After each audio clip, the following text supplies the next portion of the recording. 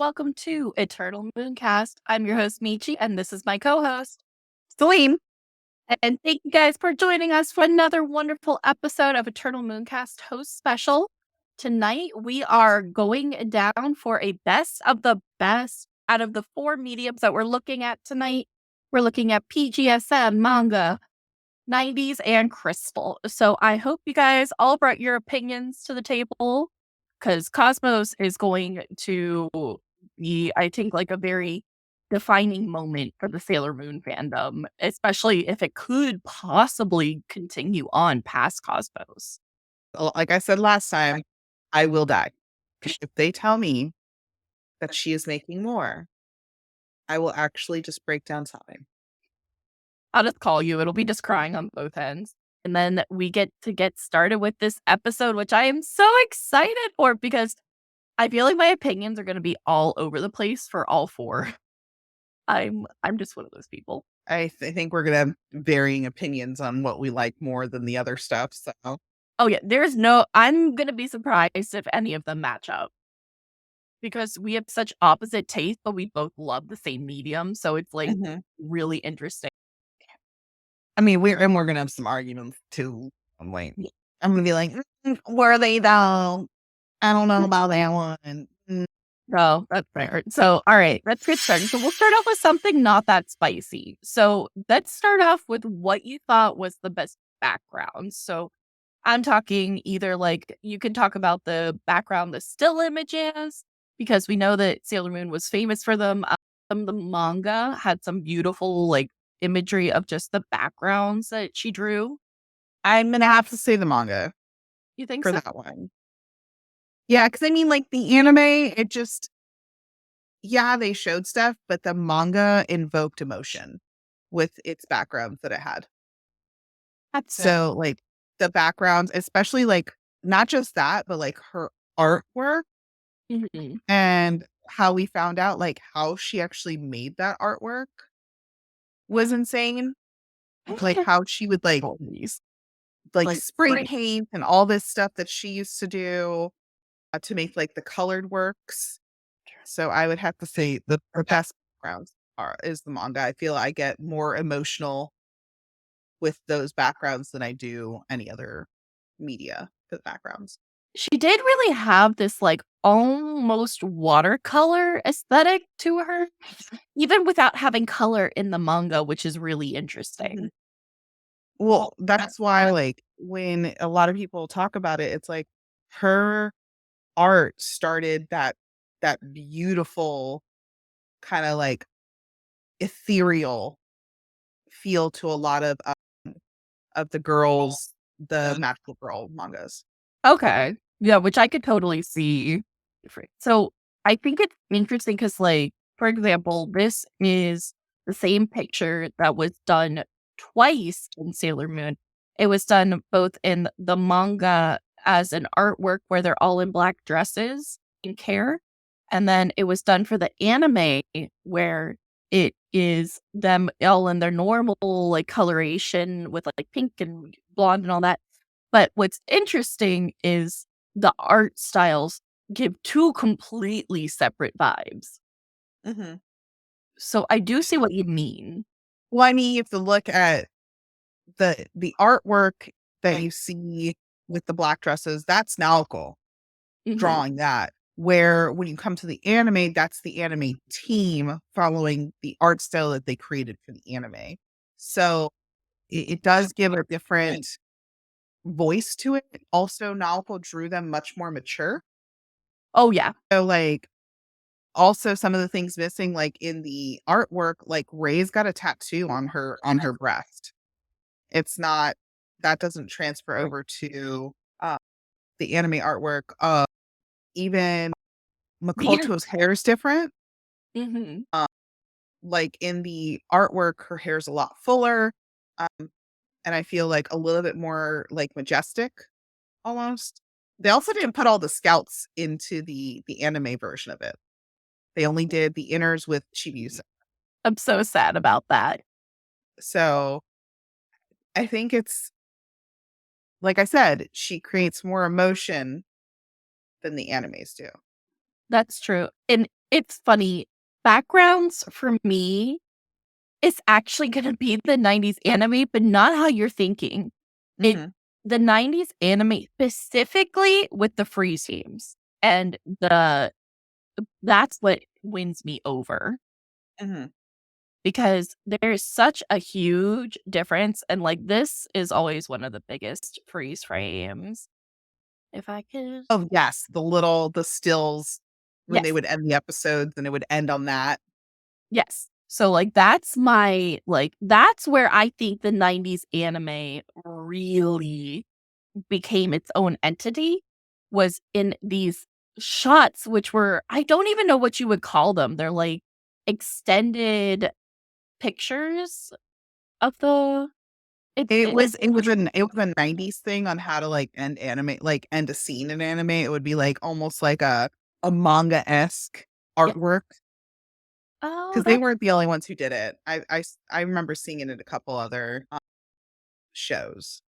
and then this is an example of what else I wanted to say for the 90s and why I really think it's a really pretty freeze frame is how she almost did like a watercolor-esque with just little additions like these Mhm. bubbles. And I don't know, it's something it, I do not think the 90s is the best all the time, but I think if I had to pick one specific aesthetic for Sailor Moon that is my favorite, it would be the 90s anime because of the background style. Mhm. So that's kind of where I sit on backgrounds, but I do agree that manga and PGSM is good, but it wasn't anything like comparable to me. Like, for example, Crystal at least has those title cards. Mhm. Those title cards are a work of art, Yes, they are. but they're sadly the best part of Crystal art. Pretty much. It's like, ooh. It, There's sadly, a reason people are like, "You really need to redo Crystal." yeah, because like it started out so promising. It really did. Because like these are gorgeous. Mhm. And it's just so sad that like they couldn't put this amount of artwork to the rest of it, Mhm. just so everybody had an idea what it looked like. But let's go with the next idea. Why don't we do best animation? I have something specific actually for that. Then you take the lead, actually. Okay.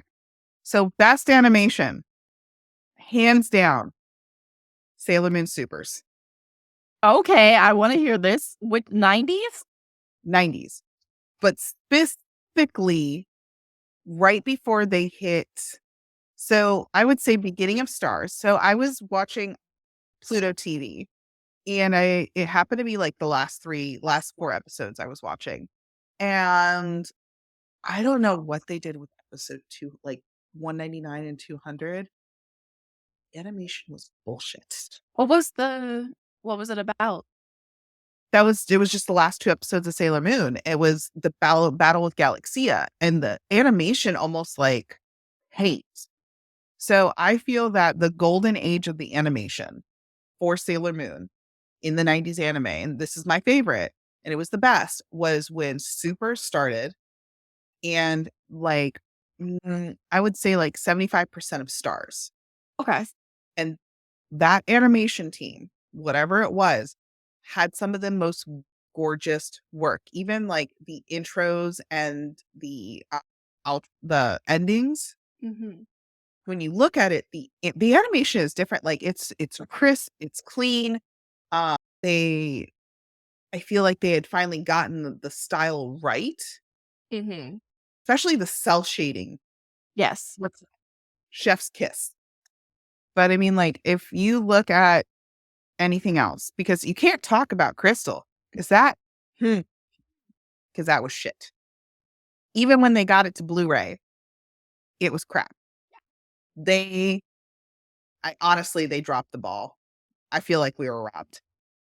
So I feel the best animation is the 90s anime. Now, for drawing, it's always going to be the manga. That's Naoko herself doing the stuff. But if we're talking about animation, which is something moving, Yes.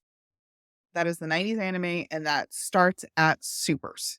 Yes. Now, Sailor Moon Super, it was good, But it was when Supers hit that I don't know what they did. I don't know if someone was drinking their coffee finally, but their cell shading was just stunning.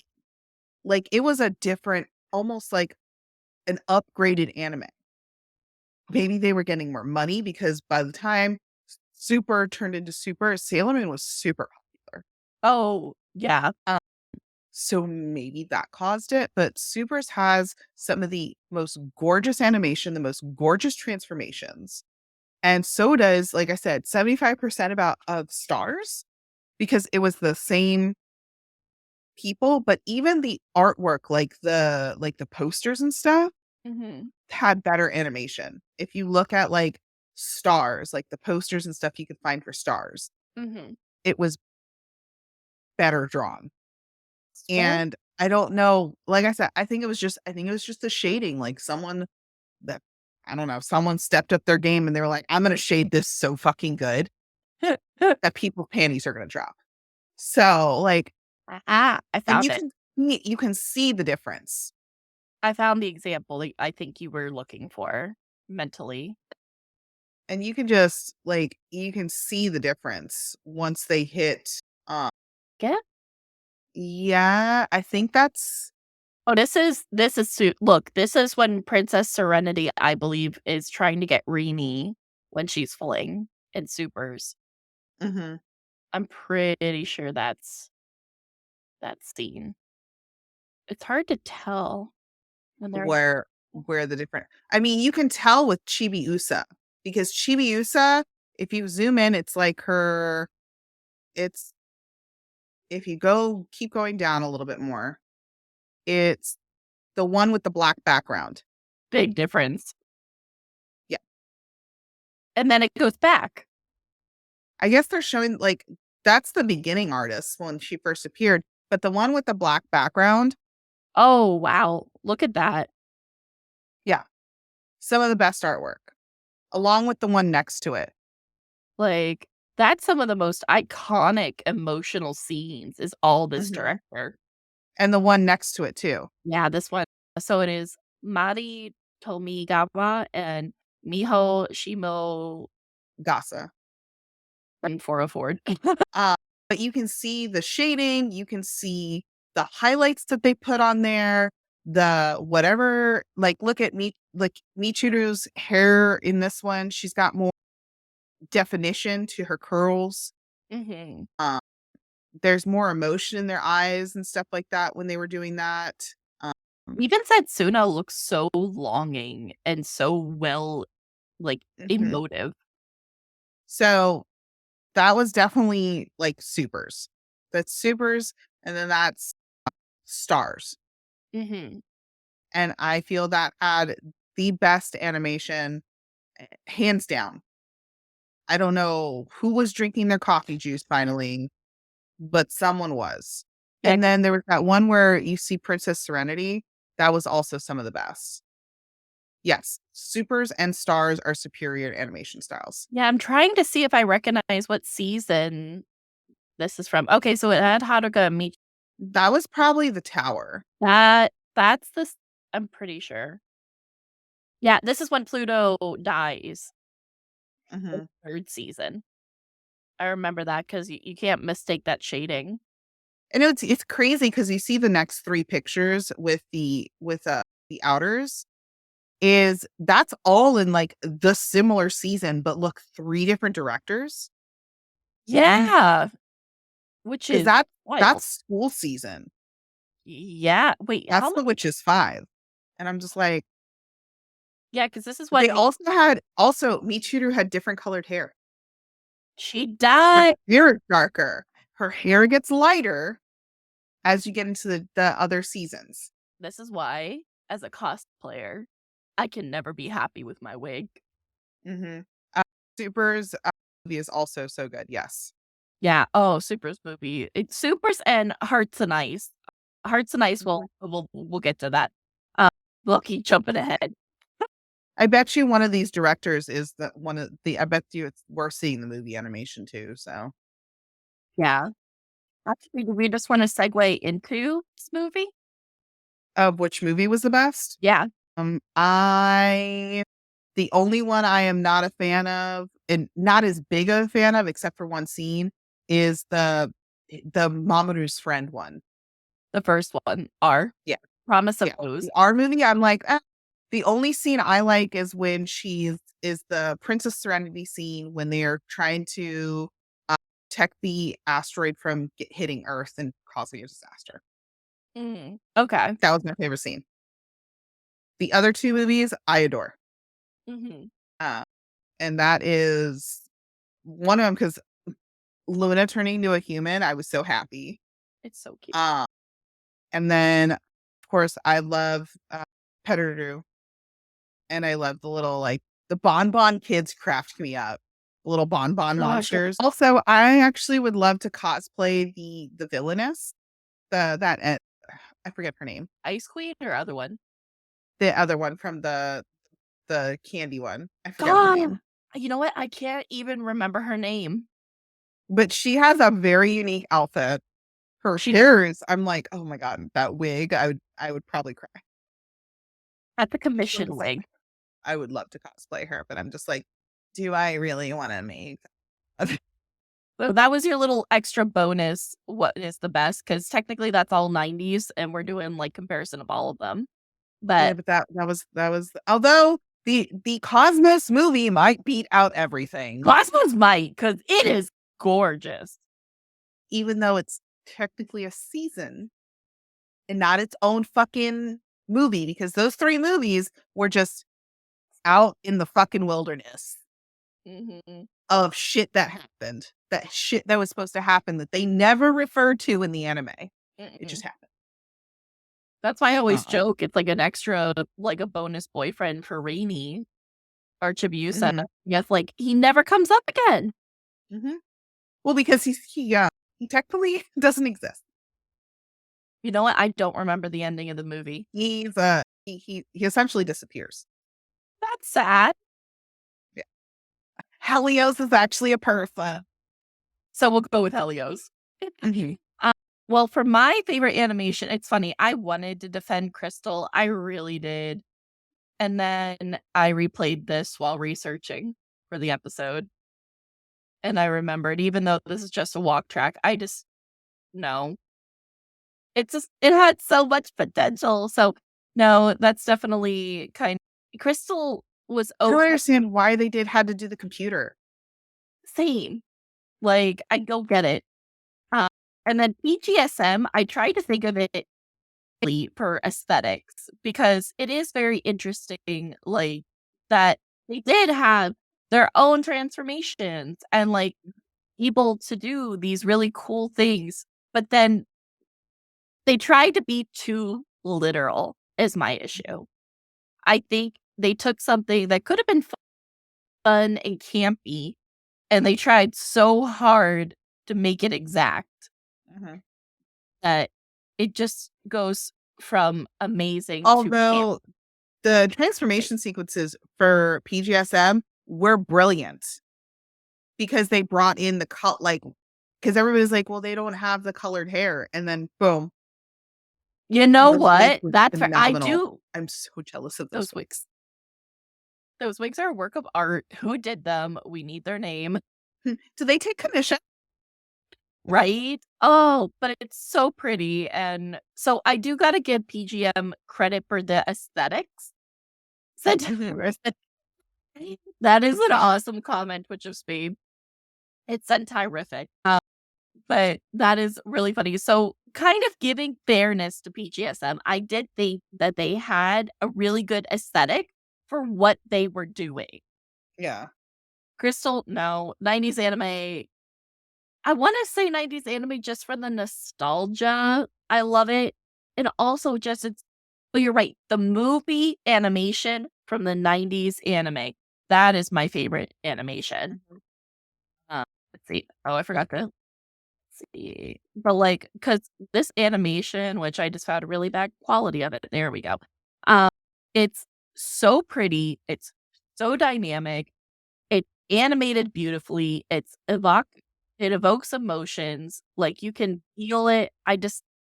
I can't say enough about specifically the movie animation of Sailor Moon. Mm-hmm. And also, this animation is what we got in Supers. Yes. Because I think if you look at them, they're pretty much identical. Mm-hmm. Let me see. I'll pull it up. Like with the cell shading and everything. Chef's kiss. Let's see. Oh, here. This one is the official from Viz. So this is best quality. Oop. Oh, this is the movie from Viz. That's so crisp. That is crispy as hell. Oh, it is. Hello. Because they remastered all of them. I haven't seen this. All remastered. Yeah, because they're re-releasing the seasons on DVD now, on Blu-ray. It's funny. I think we watched this clip, but we didn't watch it for the animation. And so I'm realizing just how good this is. And that's the animation we got for Supers. Yes. Like all of this, how this looks, that is what the entirety of Supers and pretty much all of Stars had, except for the end of Stars for some reason. Like episode 200, 99 and 199 and 200. I don't know what was going on, but did they maybe have to rush something? I don't know if they were or if they were trying to be like make it look more manga-esque, but it did not look cute. Like they slimmed out Sailor Moon's face and all this stuff, and I was like, are they trying to make it look like the manga in the last 2 episodes? Because this was so good. This was so cute. Yeah. So they had no reason to need to change it when it was already basically perfect. They were like, we have more money. Honestly, probably. All right. They're like, we have more money. Let's do this. Any last thoughts on animation? That's my favorite. That is hands down the best animation we had for Sailor Moon was Supers into Stars. Let's see. We'll see what happens with Cosmos. But if Cosmos is good, I'd be like, you could have given us an entire season. I know. So it's a catch-22. Well, that's my opinion on the fact they keep doing movies. I'm just not happy about it. So very fair. That's another podcast. Yeah, actually, if you want to, please check out previous episodes for that argument. Actually, I think we have an episode on the argument. I think and that's why I'm like, keep it to yourself, Celine. Let's do like the best artwork. Okay. Since we're doing with art. Ooh, I'm pulling up the manga art book. Favorite art is what I'm tattooed with. And we've shown this before, I think.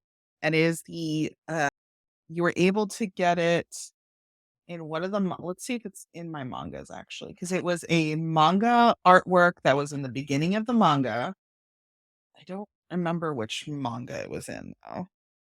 No, sometimes it can be hard.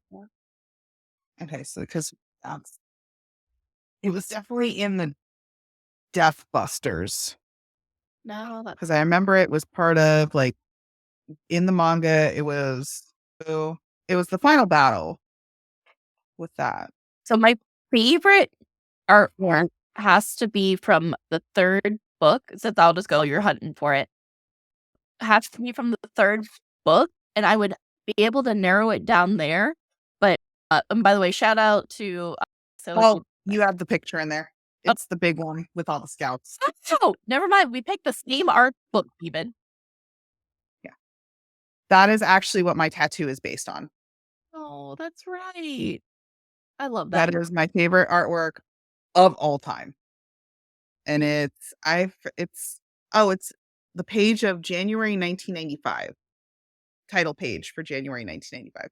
So it's in because I have the original manga in Japanese, and this was the pull-out poster for it. Oh. And it's the manga that is the final battle with Mistress Nine. Mm-hmm. So it's that one. That's so cool. Well, I'm actually missing book 6 over here, so I bet you it's in book 6. Oh, you know what? That would happen. The one that you don't have. This is my favorite one. The school. I don't know what it is. It's a manga artwork of Haruka and Michiru in their Mugen school uniforms. It was the title page of May 1994 Nakayoshi. And it's just something about the way they're positioned. And I don't know. It's just this Very for elegant. me. Yes. It says a lot Also, without saying a lot. Haruka is definitely like pushing that masculine side right there in that picture. Yeah, with the body language even too. Mhm. Well, that's why people, like, in the beginning thought Haruka was actually a guy, Mhm. was because of the way, Haruka was drawn, and this is a perfect example. Because if you go right above that, with them in the dresses, then you have this Haruka, and I'm just like, "Yo, I can't handle that." Oh. They're both versions are hot. Yeah. Yeah, so and that's a funny part. It's and so basically this entire booklet of Haruka and Michiru solos or duos is just fire to me. 'Cause Mhm. except for this one, I'm not a huge fan of that one. But I love these 2. I love their solos Ugh, one's so pretty. Her and her, and then the sword, and then the car. and the medallion and ugh. Mhm. So, yeah, these are the individuals. So it's Haruka on one of Naoko's favorite cars, Mhm. the sword, which is just, perfection. And then Michiru in the ocean, with Cello? I think it's a cello. Cindy would kill me if I don't know a cello. But she's playing it in the water, and it's so aesthetic. I think, Bird King did a cosplay of this, Mhm. who's one of our guests, who will be back Mhm. this season. But that is my favorite artwork but if I had to pick a favorite group picture, oh, then it's kinda hard. I think it has to be one of my favorites for some reason is the Chanel swimsuit. Yeah, it's very cute. Yeah, and I had a great cosplay group for it, so, like, it was just a fun time, so, like, I think I just have, like, a really good memory tied to it, and Mhm. it's I just such a remember you guys doing that. I remember seeing the pictures for that. it was so much fun, like, genuinely 10 out of 10, and I got really lucky that it was Gap made Michiru swimsuit Mhm. with the half black, half white. Nice. So that would be my favorite manga artwork, or favorite artwork in general of Sailor Moon. I'd have to say my if you look at the current artwork, I'd have to say what is on level with that one artwork we just showed for myself with the flowers is the artwork that she did for the museum, and Oh, it's the side profile of Usagi. It's all in white, and she's got all these gems, and she even has, like, the scouts, planetary symbols on her. And it's like a side view of her, and it's all in white, and it's very beautiful. And that was something Naoko did for the museum. that's so cool. I didn't even know about that. Yeah. She also did, like, an artwork, like, in the museum, like a hand like, something she did by hand for them, and I was just like, "Can I please go?" Can you imagine how much a Naoko original would cost? Honestly, I think if I met her, I would probably just start crying. Honestly. Uh, it was funny because I actually met the, uh, manga director Oh, cool. for Sailor Moon at, it was Anime Expo. That was after I had won the cosplay competition as Nehelenia. He was actually signing stuff, and I actually got to meet him, and I actually happened to be wearing, like, a top that showed off my tattoo, and it was funny, he didn't notice my sleeve. He noticed my crystal that was on my thigh first, because I guess he looks down because you get to take pictures with him, and I have a picture with him, and, he's actually the inspiration for Naruto-chan's jewelry shop, Oh, well, RFAP, because he was called Usapi. that Like, that was his nickname in the studio. He noticed my tattoo, and he was just like, this man started spouting Japanese, and I was like, What you're saying, sir." He actually took a picture, like, he wanted a picture of my tattoo to take back to Japan to show her. oh, So, I don't know if Naoko Sensei actually saw my tattoo, but I hope she did, that's because amazing. he's still very good friends with her, like, they still 'cause his his assistant spoke English, so she had to come up to me and be like, he would like a picture with your tattoo. Is this okay? That's And so I was like, absolutely. Oh my God. cool. So That is an awesome story. speaking of artwork, because that's what I base my tattoo on. That is so cool. Oh my God. I don't have any cool stories like that. The only coolest person I met from Sailor Moon so far has been Luna. We love Luna. We love Luna We in this stand house. Luna. Let's see. What would you like to? Best humor. What do you think was the funniest version of Sailor Moon? The 90s. The 90s? The 90s had some of the best humor. I think Crystal, because it was so rushed, like there was a couple of funny moments, but I think because they rushed Crystal so hard, you didn't get the emotional aspect of the show. Like you didn't get as emotionally attached, so things weren't as funny. So I feel the 90s actually hit that humor because there's not really much humor in the manga. No, it's more like inside jokes if you know about Naoko's work. And honestly, I got them mostly the second time around. Mm-hmm. Though I kind of argue PGSM is really funny, but in a cringy way. Yeah, they've got the cringe, but their cringe isn't so cringe that you're like, Yeah, it's not that you can't watch it cringe. so they are pretty funny when it comes to like slaps, like classic slapstick kind of like Japanese comedy because they have that like that campy feature. But I'm gonna go 90s for me.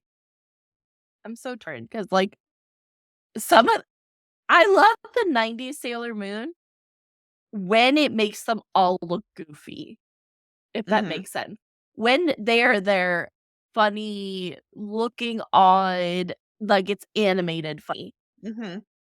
But for week to week, I kinda love the 90s or the 2000s cheese of PGSM, like, Mm-hmm. that humor is I love dad jokes, and so it vibes with me, and so I kinda gotta get funniest to PGSM.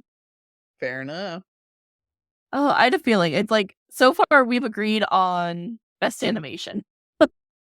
Got it. Yes, okay, best transformations. Fast transformations is For me, it's the 90s. yeah. I have a specific one. I have Eternal Sailor Moon is my favorite. Oh, really? Eternal Sailor Moon is my favorite transformation. That is the best transformation sequence in it. But I mean, she's also the star of the show. But Okay, so, yes, I do think she has the best, but I would actually disagree on which one I think is better. I would actually say my favorite is The Crisis. The only thing that I don't like is Chibiusa is in it, but please don't come for me, Chibiusa fans! But I wish it was just Usagi, but I do love the way it looks. But Eternal, I think they did a lot of interesting work with the feathers. mhm. And if it was not Eternal, I would say when she actually uses the Holy Grail to transform. Oh, into Super Sailor Moon? Mhm. Okay, and here's a good example of both. Now, my favorite is the 90s anime because to me it is different. This is a great showing of how you can do the same transformation and it doesn't feel the same. Mhm. Or wait, is this fan made or no? No, it's versus the Eternals movie. Okay, I was double checking because Sailor Moon fans are hecka talented. So I would have put it past them, but yeah, to me, this is the best transformation. I don't know. It's just something Fair enough. about how even the gradient of the skirts, I just like it. Mhm. I do have to say the gradient though looked really good in the Eternal movie. Like Oh, they have the ability to do that. Where in the 90s it's very harsh. Like there's a harsh separation yeah. of the colors where yeah, right here where you see this gradient because that's what it looks like in the manga. Like when you see colored artwork for the uh, for Super Sailor Moon, Mhm. for the Crisis transformation and where you see these hard lines for the 90s. But that was just because that they couldn't animate like that. They couldn't animate like they can now. Yeah, like, there we go. Finally got a picture of the 2 of them together. Yeah. Yeah, so they had to do that. Like, there was no choices. Mhm. Like, because remember, she's the main character. These 2 are on screen the most. Mhm. So I think that the gradient is really beautiful though. What they were able to accomplish in the Eternal movie with gradients And thank you. for Super Sailor Moon. I do think Eternal knocked that out of the park. And thank you, Sailor Art on YouTube for that awesome comparison video. Okay, so but that would be it. Surprisingly, that's my favorite. I don't and it's so funny because I am usually such an anti-Chibiusa person, but something about that transformation sequence, I'm just like, everything, yes. It's because it was the best art. It's weird, but I love the burst transformation from the R movie of her getting into the princess dress. Oh, I think I know what you mean. I think it's during is it during The Power of Love? This one. Yep. I think everybody I know who watched this movie as a kid wanted to play pretend this. Mhm. It's so good. It's so, so good. But that is a really cool transformation. Mhm. Ooh, okay, so we did their best transformation. Um, Best transformation wand. Ooh, ooh. Okay, this excludes Usagi's compacts because that's a category of its own. Because I know exactly what you're gonna say otherwise. I was like, I know. I saw you. That's why I stopped you before you even got started. uh, Pull up a picture of all of them. for the wands, I would for myself. One of my favorites is actually Venus's what her wand was actually supposed to look like. The Oh, the pen. prototype. Yeah, that's actually one of my favorites because it was so unique. And then Neptune and Uranus are actually my favorites too. For our viewers, I describe it. It literally looks orange pen, but then it Mhm. has a little star at the top, a very like nautical looking star, and And it's like it looks like one of those like floaty pens that you'd like twist around and shit would float inside yes, in the glass part in the top. it's so cute. Like it really is. And then I think Sailor Neptune's one is definitely my favorite. Because I just think it looks so unique. Like it's the only one the moon and a half of a and like a ring around it, Mhm. which is interesting.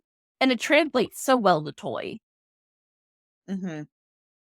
I've got the Proplica. I have the I've got both and they talk to each other. oh, they talk. Yeah, if you actually put them next to each other, they can sense that the other wand is there and they'll actually do voice lines together. Oh my god, I love it. That's so gay. Mhm. I They do love voice lines like I think it does like kind of their like loving bickering. it. Please tell me it's the line from Stars. I don't know if it is. I don't It, remember. I it would have to prob- actually look up what they say. it's probably not you eat too many sweets and I don't listen to that kind of talk outside of bed. Oh, but I love that one. But okay, so we both have the same favorite then. All right. And then, because I know you're dying, what's your favorite Usagi compact? Eternal. Why Eternal? It's the prettiest to me. Also, in the Eternal one, it actually gives like basically tips its hat to all the scouts because the all the gems on the outside of the heart are the scouts' colors. Oh, that's right. Yeah, all the gems on the outside are the scouts' colors. I love the shape of it. There's a reason I'm kind of mad that they have changed the look of the brooch for the Cosmos movie. They took the top of it off for some reason. Which has Proplica said anything about that? No, and Proplica has decided to do it as the Cosmos movie compact. They're not doing the original compact, which if you look at the 90s toys, which is one of the hardest compacts to get, I actually would love to get that in my collection. I do have the wand for Eternal, but I don't have the brooch. So I was actually kind of upset that Proplica went the way of Cosmos because that's not what the original like I'm actually wearing the brooch right here. It's on my sweater. So the brooch, this little top piece was taken off for some freaking reason. Also, the wings are different. That doesn't Like make they're a any little bit. sense. But yes, there's a reason why I love this one the most. It's got the big gem in the middle, and then all the little gems actually surrounding the heart represent the scouts. Because for Oh, her to turn into Eternal Sailor Moon, they all gave her their powers. that's right. Oh, so it's like a really cute, like, homage to all the scouts. Mm-hmm. I love That the power that. of everybody is why she's able to obtain Eternal. And I found a good picture. I just can't seem to open it to show the differences of the two. Mm-hmm. Oh my gosh, Comet, you are fine, my cat. I don't know if you can hear him. I can't. You could see him throwing a tantrum right Yeah. there. He's literally throwing a Mom, pay attention to me. No, literally, that's what I think he's saying to me right now. He's like, "Excuse me, mother, hello, mother." Okay, there we go. Now I can finally pull it up for you. I'm so mad about it. Oh my god. There you go. Like even the wings are bigger, Yeah. and the heart's like squished up. Where the heart, it's actually supposed to be like a little bit of a fatter heart. Here's the thing. If you had given me the right and I never seen the left, I would not have realized off the bat that they were different. Mm-hmm. Because it does, at least it has all the scouts, all the gem Mhm. colors are right. They're all in the right position. Got the pearls on the side. It has the wings. Like I wouldn't have minded the way they did the wings, but the fact that they took the top of it off because that's meant to represent like the grail. Okay. I don't understand because she does have like her own grail for her wand. Mm-hmm. So I don't understand. I don't understand the artistic choice to take that off when it's actually something in Naoko's work. Like that's what it looks like for Yeah. them to take that. I don't understand who decided that, hey, we're going to change actually what the brooch looks like. Now, her brooch does look different when she is Sailor Moon compared to when she is Usagi. Like Mm-hmm. when she transforms, it turns into this. When she's a schoolgirl, it's literally like a heart with a moon on it, if I remember correctly, like on her school uniform. Let me pull it up. Uh, Did they change it? well, that's the Cosmos movie. Oh, so they completely changed it even in the animation, though. Mm-hmm. Oh, it's because I have propping up. Let me get. There we go. Mm-hmm. There we go. Is it that one or no? Yeah, that's actually what it like turns into when she transforms, if I remember correctly. Yes, you're right. Yeah, because look, it takes on a bunch of forms. Mm-hmm. There seems to be no rhyme or reason to either. Okay. Thank you for the warning, Loki. Okay, so we might have to go to break early. Mm-hmm. Just because the dogs are gonna go off when Loki Yeah. walks in the door. Thank you guys for staying, or thank you guys for tuning in. I hope you guys are ready to discuss Sailor Moon because we are doing the ultimate verse battle of manga verse 90s verse Pgsm, which is the live action versus Crystal. And we're telling you our personal favorites so you guys can kind of get to know us as your hosts for this season and kind of get ready as we're going to bring in all kind of new guests, which we'll talk about at the end because we have a returning guest next week. So let's go ahead and continue and let's finish out our episode with our wonderful topics. So let's see. What kind of goes in? Chinese up or anything? I know Mercury's your favorite, right? That's so funny. I'm not new to yeah. I was gonna say, do we have anything Mercury coming up? We're gonna have to check our docket. I don't think we have anything dedicated to Mercury When's her birthday? in March. Is it? No, Michiru's is March. Michiru's just happened. We had an episode go out. She is September 10th. So maybe we'll have an episode later on in the later part, but definitely Mercury will get talked about. All right. So let's go for what about best power? What do you think was the best power in all of Sailor Moon? I can tell you what mine is. Are you ready? Right. Go ahead. Mine is Princess Sailor Moon. She gets the I think she ultimate was the most powerful. because she delivered. She delivered for that like ultimate badassery that we've always wanted to see out of Sailor Moon. And for those who have not seen PGSM, this is Princess Sailor Moon. We went for the episode last week, but to give you a synopsis, this is Sailor Moon that is bitter. She is petty. She is ready to go at you. She is ready to tell you exactly what she thinks of you taking her kingdom and her love. Mhm. Like, she has no empathy. She is just, like, all about destruction Yes. and destroying the Negaverse, essentially, and she will do it by any means possible, and she will blow shit up because she does in the series. Yeah, she literally walks through a flea or like has flames behind her. Yes, right here. This is a real Mhm. scene. This is not like some adaptation. No, this is an actual scene from Princess Mhm. Sailor Moon or They actually, like, PGSM. have to talk her down from how destructive she is. I love her so much. I guess it's just such an interesting like take on Sailor Moon because empathy, I think, is one of Sailor Moon's biggest weapons in a way. So to see her with no empathy, I think, is just the ultimate like form of power. Uh, power I have to say my favorite is probably when she turns into Neo Queen Serenity. Which one? Which version? Because she does it in Crystal Um, too. I'd have to say my favorite is the 90s anime when she turns into Neo Queen Serenity and she's trying to change Black Lady back over. Oh, okay. So whenever she has that big like plea. Mhm. I think that's my favorite power, the best one. I think that's just the most iconic for me. Mhm. So the artwork was fucking gorgeous for Neo Queen Oh, the when she art was was Neo a Queen in that one. Because she also does it, she's fighting Wise Man in that. oh, It's not that's just because she fights Wise Man as Neo Queen, which I always find interesting. I'm like, why did she turn into Neo Queen Serenity? Like, I wonder was this a way to tie in maybe the future?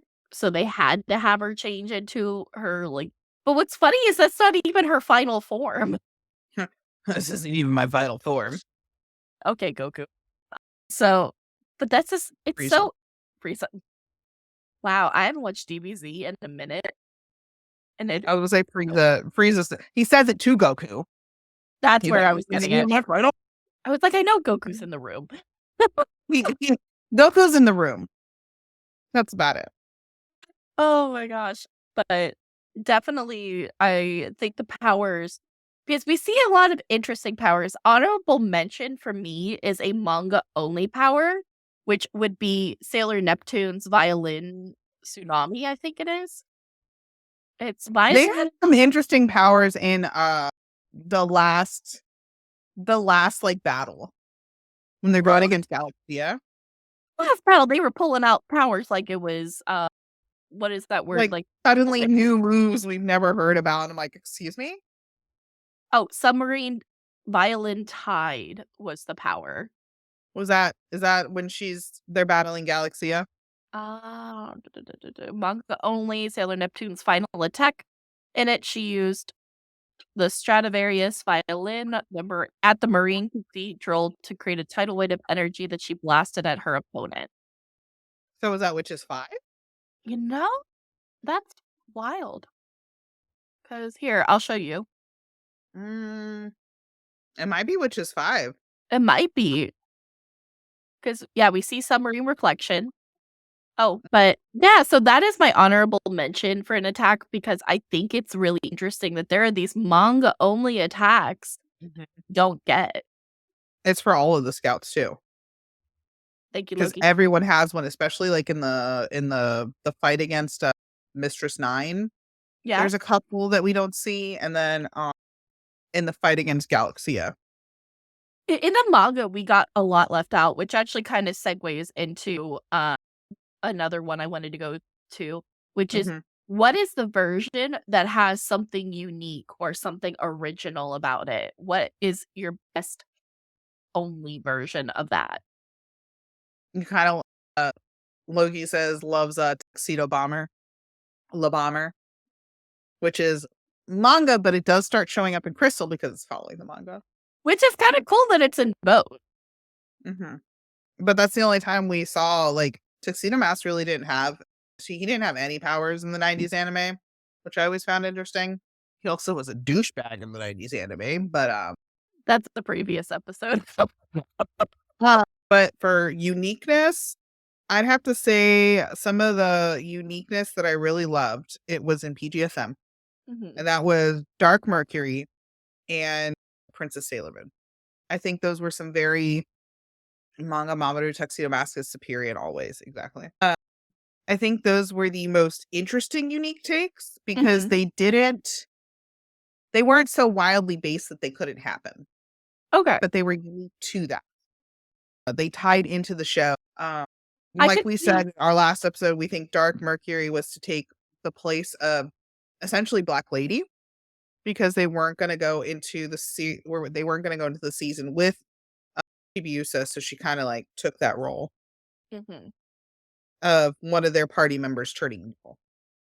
Yeah, and honestly, I think that is some of the best original content, I agree with you, is in PGSM for the villains, because it is Mhm. so unique how they do go around it, and And it wasn't so outlandish. That's why I'm like, it fit, it tied in, and you weren't like, "The hell did I just watch?" I yeah. mean, sometimes we're like that when you're watching PGSM, but But, the entire second half of PGSM is that. okay. Uh, yeah, no, I agree with you. PGSM, I think, has the best inclusions. You took the words right out of my mouth. That is one thing we 120% agree on. The only category that I might argue, but we didn't bring it in because it's something else that still needs more research for us to be able to talk about, is the musicals. Yeah, I would actually have to find the musicals with subtitles because I cannot watch them without subtitles. I have the copy of DVD. Okay. We'll have to watch it on Discord. Yes. So, but it's something because I just want to give a shout out because I know this episode is not about that, but there are Sailor Animate that are musical only. Oh, yeah, I remember that. That there are some animates that were musical only. Some of them are wild. Like there's a frog, there's oh my gosh, I can't. Yeah, there is a frog one. Everybody for some reason really loves, and Sailor Pewter Fox is the some. Mhm. This is a fan art. This is an original. This is just a fan art of them uh, from Arash on DeviantArt. But like, so this, I can't remember. Oh my god, she has a face on her boobies, and then this is the fox. I will say another like head nod to its uniqueness is the Sailor animates it's themselves. And you only see all of them in the manga, but hopefully we're going to see them in the Cosmos movie. Yes, Sailor Fi is a particular favorite of mine because of just like her character is epic. So I'm so excited.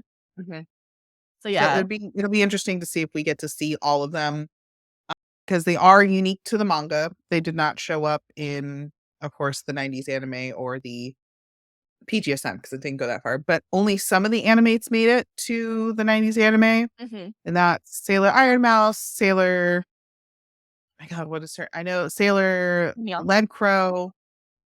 What's the siren one called? Aluminum Siren. Aluminum Siren, and then Tin Yanko. So that's it. Yeah. Those four are the ones who made it. And then musicals, they all made it at Mhm. some point, and then They manga had it. only, it was these 5. Mhm. Oh, Oh anime. no, the Butterfly Woman too. Oh, So yeah. that's 1, 2, 3, 4, 5, 6. Who was 6?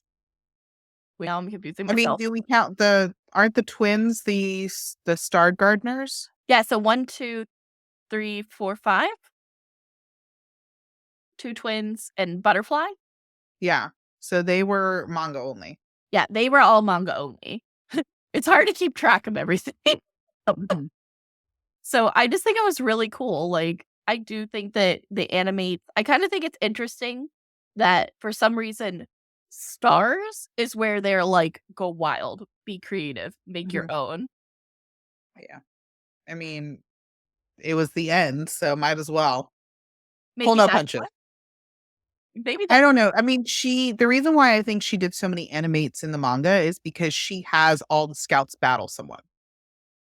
They all Oh, needed someone to battle because Usagi's the one who goes like toe to toe with Galaxia. Everyone else had to get through the tower or whatever and had to beat the animates to get there. So okay. because Cool. they were all if I remember correctly, they're all running to get to like where Galaxia is, and each stop they get stopped by the animates, and like one scout stays behind for each one. Okay. Yeah, each anime is corresponding to a senshi. I am not there yet rereading my manga. I'm I happen to remember that. I'm like, I believe they each level they get stopped by an animate and someone stays behind to fight them. oh, so that's why we get so many villains. Mhm. That's so And interesting. because they were trying to reach Galaxia, but they were being stopped. Okay. And it's to separate the scouts too, Okay. because they're stronger together. They're Honestly, weaker alone. Animate is one of those groups I want to redo. I was just one short. Mhm. Oh, Who but are you short? The butterfly? Aluminum Siren. Oh. That's because that one's really weird to put that thing on your face. Yeah, and someone was gonna Got do an it. interesting outfit. It's a very interesting design choice. I would have to ask Avina where the fashion inspo came for the Mhm. animates, because the animates are not dressed like anyone else in all of Sailor Moon. I think Lead Crow I think I've seen the comparison to something on the fashion walk. I forget what it was and who it was. You know what? That one does look like the most high fashion. And I think Galaxia is based on something too. Yes, Galaxia is. We figured it out. I will double check. It's in the fashion episode. Mhm. I want to say it was Mugler. Probably. Do we wanna go into the villains now? That, or do we want to get all of the fluff out of the way, like ships and iconic outfits?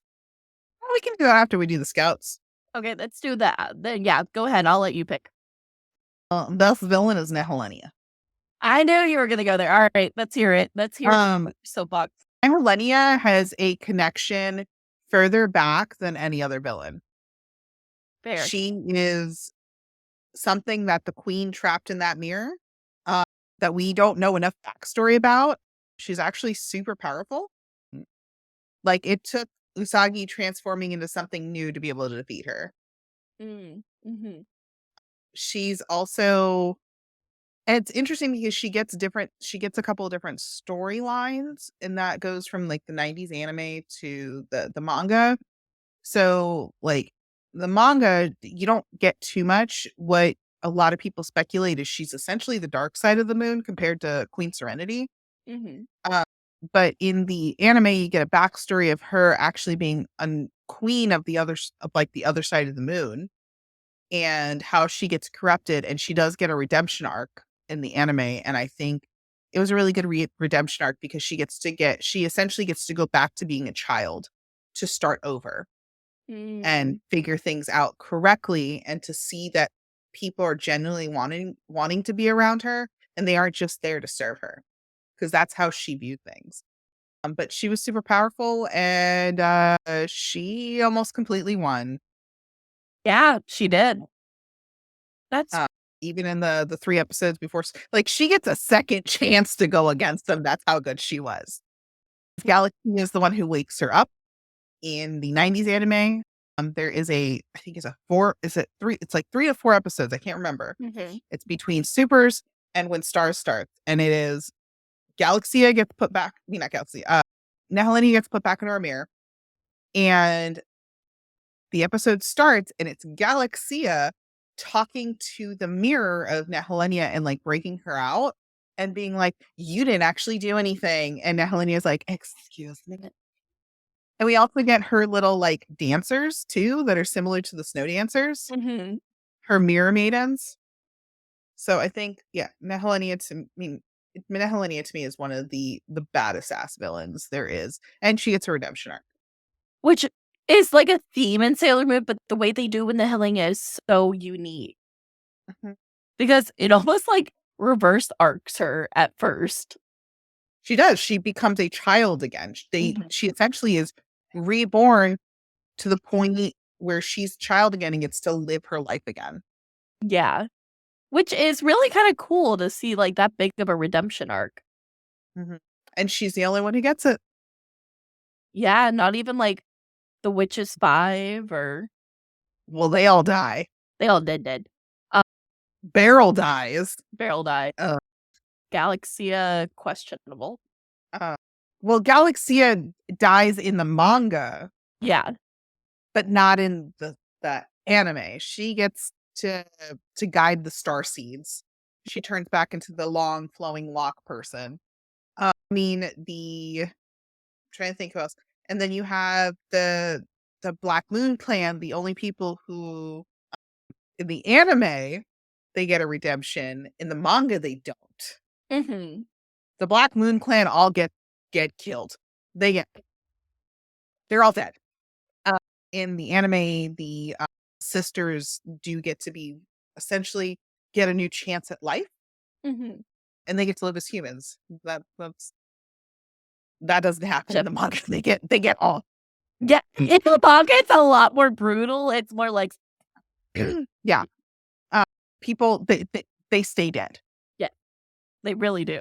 Like it's kind of funny how it's very like not sunshine and rainbows, but it's a lot more lighthearted in the anime.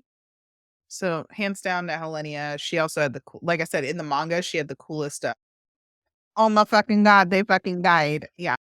They showed she had a cooler backstory than everybody else. Mhm. She actually had a backstory. Like Beryl did.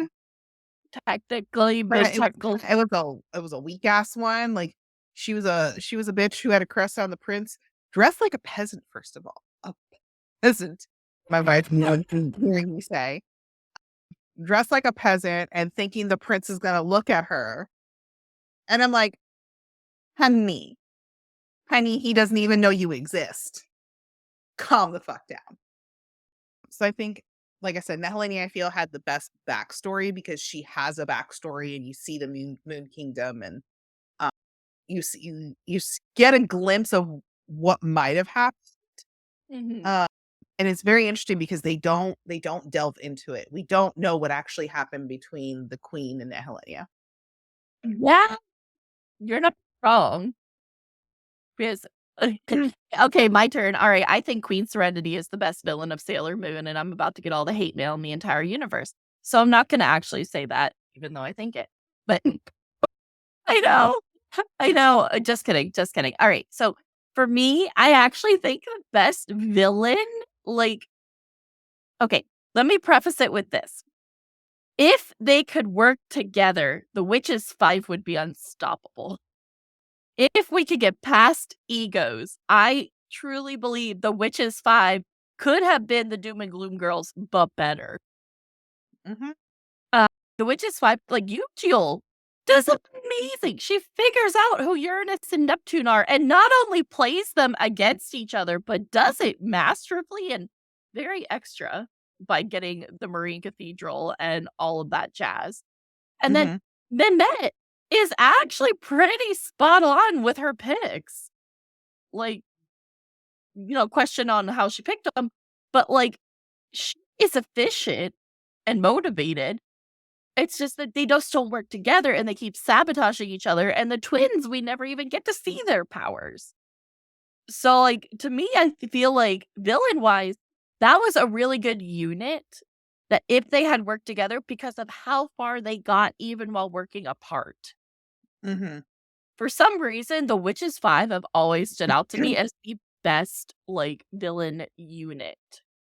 I mean, even in the manga, they're sabotaging each other. So it's like they just if they had actually worked together, they probably would have won. Is that, like, not gonna be, like, nudge, nudge, power of friendship? Come on, the villains can do power of friendship too. If they could win. So I think it's almost like a commentary on the villains that they are so powerful and so interesting in that they all were able to be a villain in a different way. And they did they have any redemption at all? In any form? No, they died. Yeah, The witches died. every form I could think of, they all did. And So who is your for your main villain though? Because the Witches 5 are technically a minor villain because Tomoe is the main villain of that series. dang, I forget he exists. Because I forget because the girls do all the hard work. Well, So, yeah. Oh, I was gonna say something. I'm gonna keep my mouth shut. yeah, because Tomoe is not it. Galaxia. Galaxia's got to be number one. Just for ruthless efficiency a la Thanos, almost. Like, And she is very ruthless in the manga. Like she is like dark as all like we thought she was pretty dark in the anime, but like in the manga, she is vicious. Mhm. And I will always say this, the manga is so much darker than the animes. I wish people would read the manga more because Sailor Moon is super vicious in ways with how people die and stuff. Because people don't come back. People No. uh well, all the villains were always portrayed as powerful, but lonely slash friendless, whereas the Senshi are powerful and have love and friendship. It's true. That's true. That's kind of the parallel that Noko was trying to draw. As they all came together, they got more powerful. Mm-hmm. I Like, mean, Usagi got more powerful. Like Sailor Moon always got more powerful when they were together and they shared their powers with her. So mhm. Yeah. I'll give my best minor since you gave your best minor, which was Witches 5. My favorite minor has to be the animates. I think they're Really? fucking hilarious. Now, which animates do I love? That's hard to say because the 90s anime only had some of them. Yeah. And I do love it because they they do live longer. They get more Um, personality. but they all but the manga has some good storylines like for Tin Cat Nyanko. You actually learn more about Luna and Artemis from her because she calls them traitors Yeah. to the planet. She calls them the fuck out and she says, "You are traitors to the planet. You left us. You left Sailor Mal and you went to the Moon Kingdom because you didn't want to be here." Mhm. And meanwhile, you kind of get a glimpse of, I think you get like a shadow of Sailor Mal, if I remember, in the manga. And her telling Luna and Artemis to actually be on the Moon Kingdom to see what's going to happen. Never mind that Tin Yonko killed Sailor Mal. Yeah. Never mind. Nyako has no redemption. Yeah. So I have to say the animates are my favorite minor villain, and I cannot choose between the 90s anime and the manga simply because the manga had all of them and then the anime only had a few. So you kind of got like a really cool feel for them in the 90s anime because they lived longer. Anima mates. Okay. Oh, think Anima about my mates. whole That's what life. they're called. And my mates. Anima mates. And my mates. Okay. We got this. Promise. So they're my favorite minor villains. They're very interesting. They all have very interesting backstories because when you because they talk about like their planets they're from. Yeah. These women are from all different planets that Galaxia has conquered. And since That's they're in, yes, that makes sense. that's what it stands for.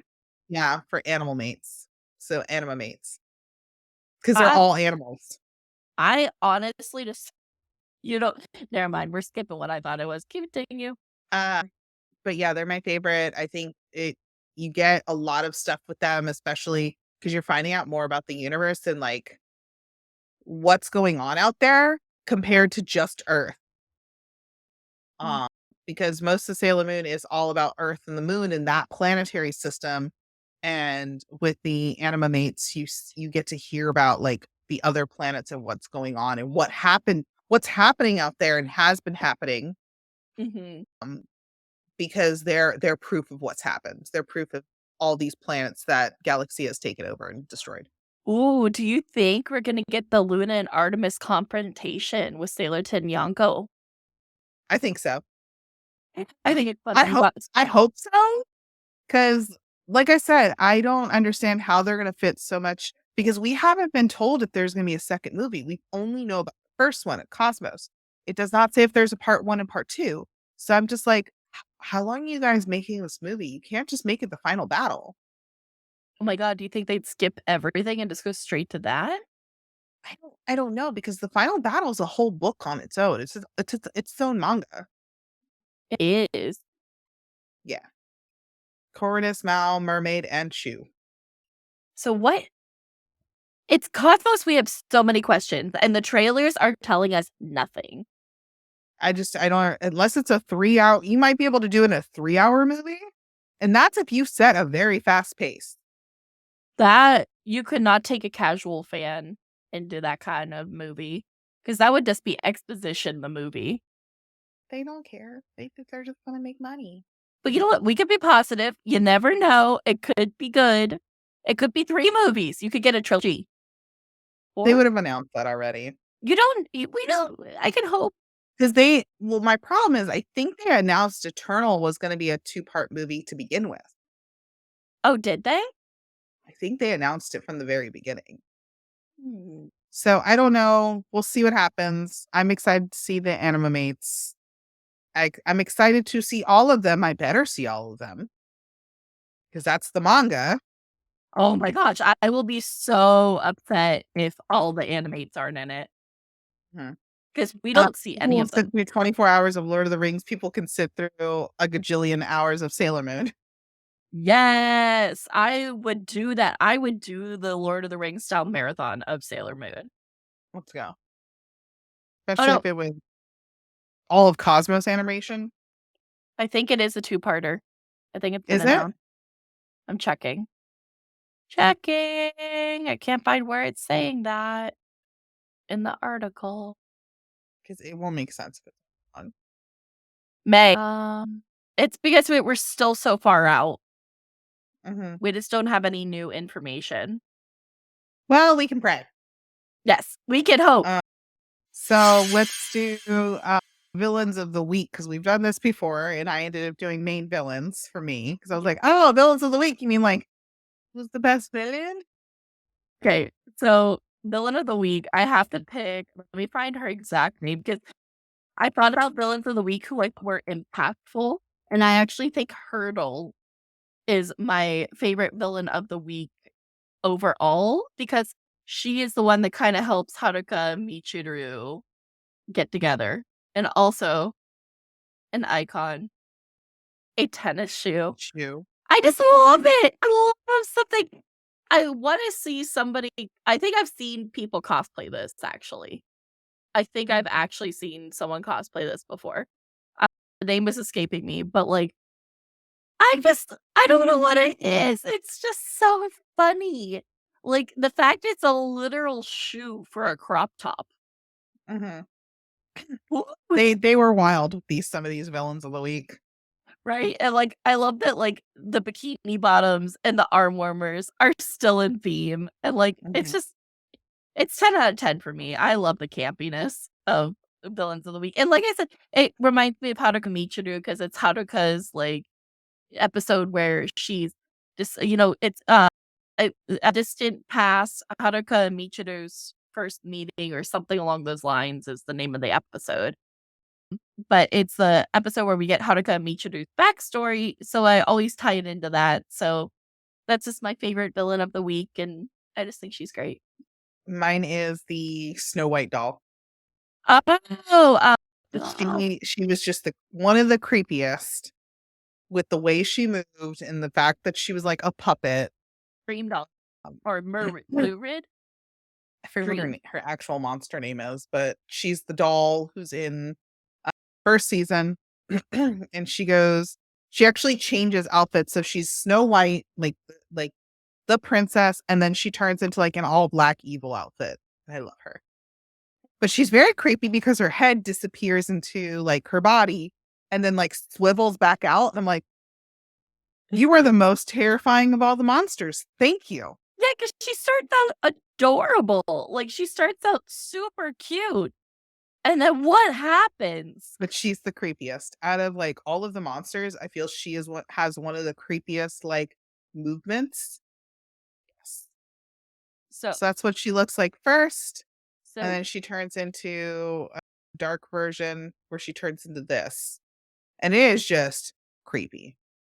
it's a lot. Like, oh, here we go. Is that better? I'm trying to find a full body shot, but Yeah, here. That's Yeah. face. And then, like, her eyes, like, Google down on her, and I'm like, no. Mhm. She was one of the creepiest monsters of villains of the week. I swear she gave Because me I honestly, you don't see that out of any of them ever again. Do you think they got flagged as too scary for kids? I don't know, but she was creepy. Oh my The gosh. dream dolly, that's what she was. Dream Dolly, because I've considered cosplaying my life. Because how creepy would she be? Like, sneak up. Mhm. You'd have to get someone to cosplay it so you guys can cosplay both versions together. That would be cute. I love that. Uh, yeah, she's my villain of the week because she is the most creepy out of the entire Sailor Moon. I respect that. She is definitely creepy as I'll get out. It's best final battle because those involve the villains. Okay, yeah, I'm curious. I am so curious what you're gonna say your best final battle is. Uh, battle with Alexia. Really? Mhm. Just Usagi by herself? Okay, interesting. Uh, I think it's the manga battle is one of the most interesting because that's when we get to meet Cosmos. Oh yeah, tell the viewers if they haven't read the manga, if you don't mind, like a little synopsis. Um, in in the manga, they're like I was saying, or we were saying a little bit earlier. Um, the scouts actually have to battle their way through the animamates, and in the final battle, all of the scouts are dead. Everybody is dead Mhm. except for Usagi and Chibi Chibi. And I think the Starlights aren't dead just yet. They're not dead just yet. And so the manga, they're actually battling at the Galaxy Cauldron, and I think Usaga fighting the Senshi who are under Galaxia's spell. That shit was heartbreaking. That was uh that was the anime. I was watching that episode the other day, and I may or may not have been right. So in the manga, she actually to fight Galaxy actually jumps into the Galaxy Cauldron to essentially like reset everything. So it was a very I think why it's my favorite battle, and I do love the anime also for the Galaxia fight because you have her fighting against Uranus and Neptune, and it's very emotional. I think Galaxia's fight in general was emotional, especially when she finds out that Mamoru is dead and all of her friends die for her, like right in front of her, everybody dies. Mhm. But in the manga, everybody's dead by the time this point, and you get to meet like Sailor Cosmos, and you get they hint that Sailor Cosmos is Usagi, Yeah, which makes no sense to me. Um, always. I We should do I it just on that. mhm, that makes no sense because Usagi is not a coward, and Sailor Chibi Chibi is the spirit of Sailor Cosmos. And Mhm. the reason why Chibi Chibi shows up is because Cosmos gets scared and wants to get away from the final battle. And I was like, that's why you can't be Usagi, because Usagi is not a fucking coward. And that shows when she jumps into the Galaxy Cauldron to fight Chaos, which is what Galaxia was. Galaxia was possessed by Chaos. Yeah. Uh, and just throws herself in to try and reset everything, even if it means that she's going to die. She doesn't care. She wants to save everybody else. Now, for like I said, in the anime, so I even love the anime. So 90s anime and the manga for Galaxia's battle, they both have different emotions for it. Uh, and I have to say is I like Galaxia's redemption in that final battle. In Mhm. the anime, it was interesting because that doesn't happen in the manga. She gets also. Uh, most of the villains die in the manga. They don't get redemption arcs. They die. I wonder when Naoko decided to change things and have redemption be a thing. I think that was the TV network. Saying, "Please don't kill all of them off." I think the TV network was like, "Hey, that's a little too dark for a children's show." Yeah. Even though it was teenagers that were reading Sailor Moon. And the final battle in the anime is very emotional. You have just Usagi having her heart broken watching all of her friends die. She finds out that her fiance is dead. People are sacrificing themselves for her, and she literally has a mental breakdown that they have to tell her to essentially throw herself out of. And I'm just like, I would have had the mental breakdown if I was Usagi. Mhm. And I think the final battle is really cool. She gets the sword and she gets to be the Princess Serenity with wings. Which that is really a cool moment. Mhm. And yeah, so it's just a really cool final battle. I think the manga was a lot more interesting storyline wise. What was the storyline difference? The Galaxy Cauldron that was not in the That's anime.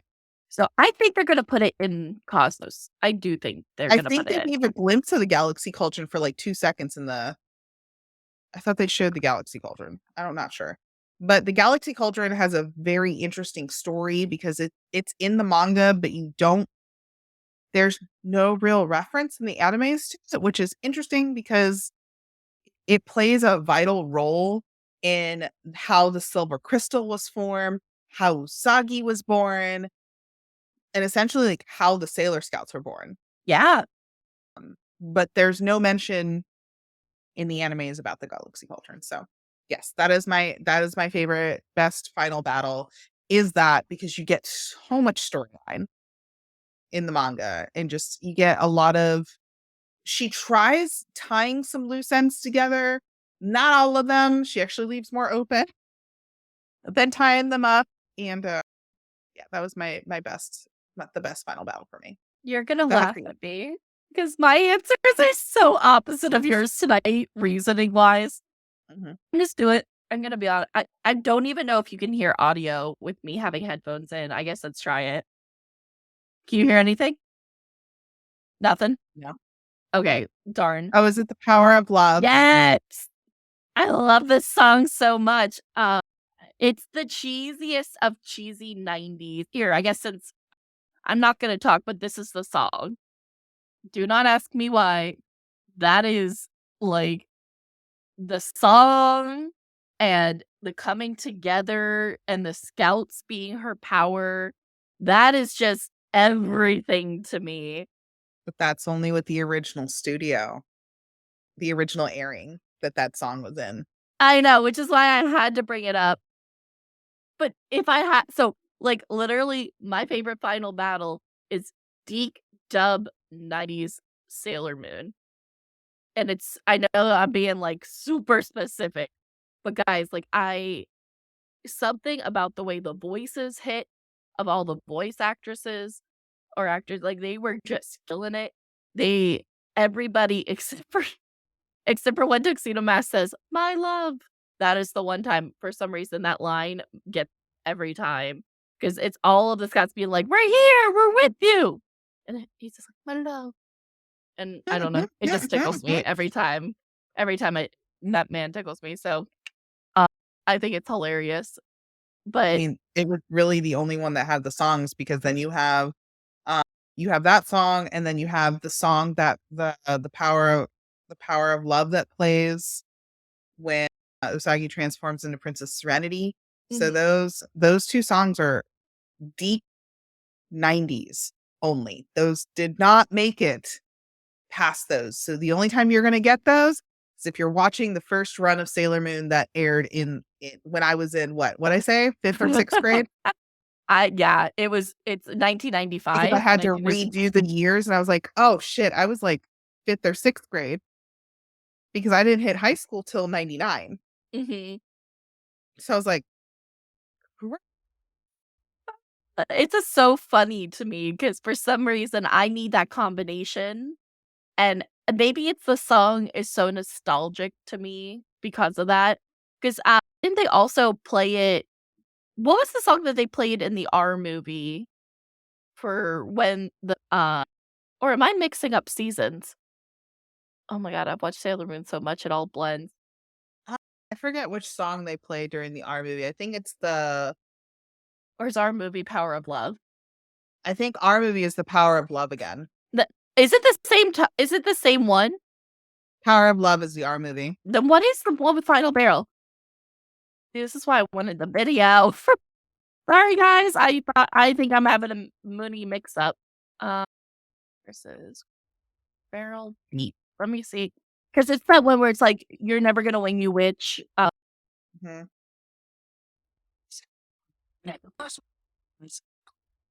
Beautiful British Lana. This one. It's Carry On. That's it. I am God. My friends are trouncing on screen. Doing this aside. You lost. We're so stubborn, Serena. Let's cover up. Still too many guys together. We know each other learn for threat. Because she's a princess. Princesses have slightly effect them. In case you guys are wondering, Loki asked why Isaki suddenly had a slight English accent. I was like, she's a princess. Of course they have slight English accent. So there's Carry On, which was that song. My Only Love, which was when she transformed into Princess Rennie, and then The Power of Love from the R movie. Those 3 songs are very iconic for Moonies that have been watching it since the beginning. Yes. Those evoked so much emotion. They were very powerful scenes. I actually was tearing up listening to Carry On just a little bit, like listening to that entire scene. Because it's supposed to be very emotional, and I feel that the Deke crew mashed that Oh, absolutely. so perfectly. And like, as we've said before, I will put best voice actors, the Deke dub. Yeah, absolutely. No, Hands down. hands down. For the Inner Scouts. And like, I understand like the newer voice actors are doing well, but there's something about the Deke voices that fit the character so well that when they changed it to new actors, it was actually very jarring. Their voices were jarring because it didn't feel that they fit the character as well as the Deke did. No, it's actually really interesting to me that, like, we grew up with these voices, and we grew up with quite a few iconic animes. Like, I remember even heck, look at Toonami's lineup: Original Gundam Wing, um, Sailor Moon, Dragon Ball Z. I know Neon Genesis Evangelion. Like, iconic voice acting. And Mario.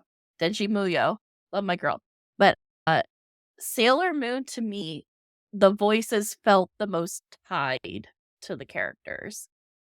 Outlaw Star. Those, I feel like, I don't know what it was about the 90s, early 2000s voice actors, but they just hit it correctly with, I guess, I don't know if it's the emotion, because like the voice actors now are great, but I don't know what it was about with those specific animes and the voice actors that they had, the original voice actors. Maybe it's because we're recording in Canada. Who knows? The water was The different. Canadian studio had just like some kind of magic inside their voice booths, and that's what it was. I don't know. Yeah. I love it. Yeah, but no, hands down, best. And that's, even if you were to call the category best voice that fits with the character, I would still, out of all 4, pick 90s deep dub in English.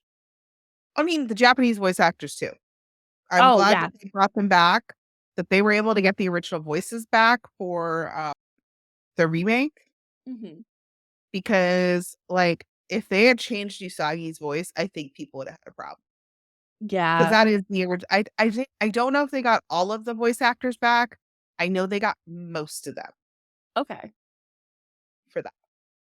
That's so cool. Like, imagine that being your biggest part of your career.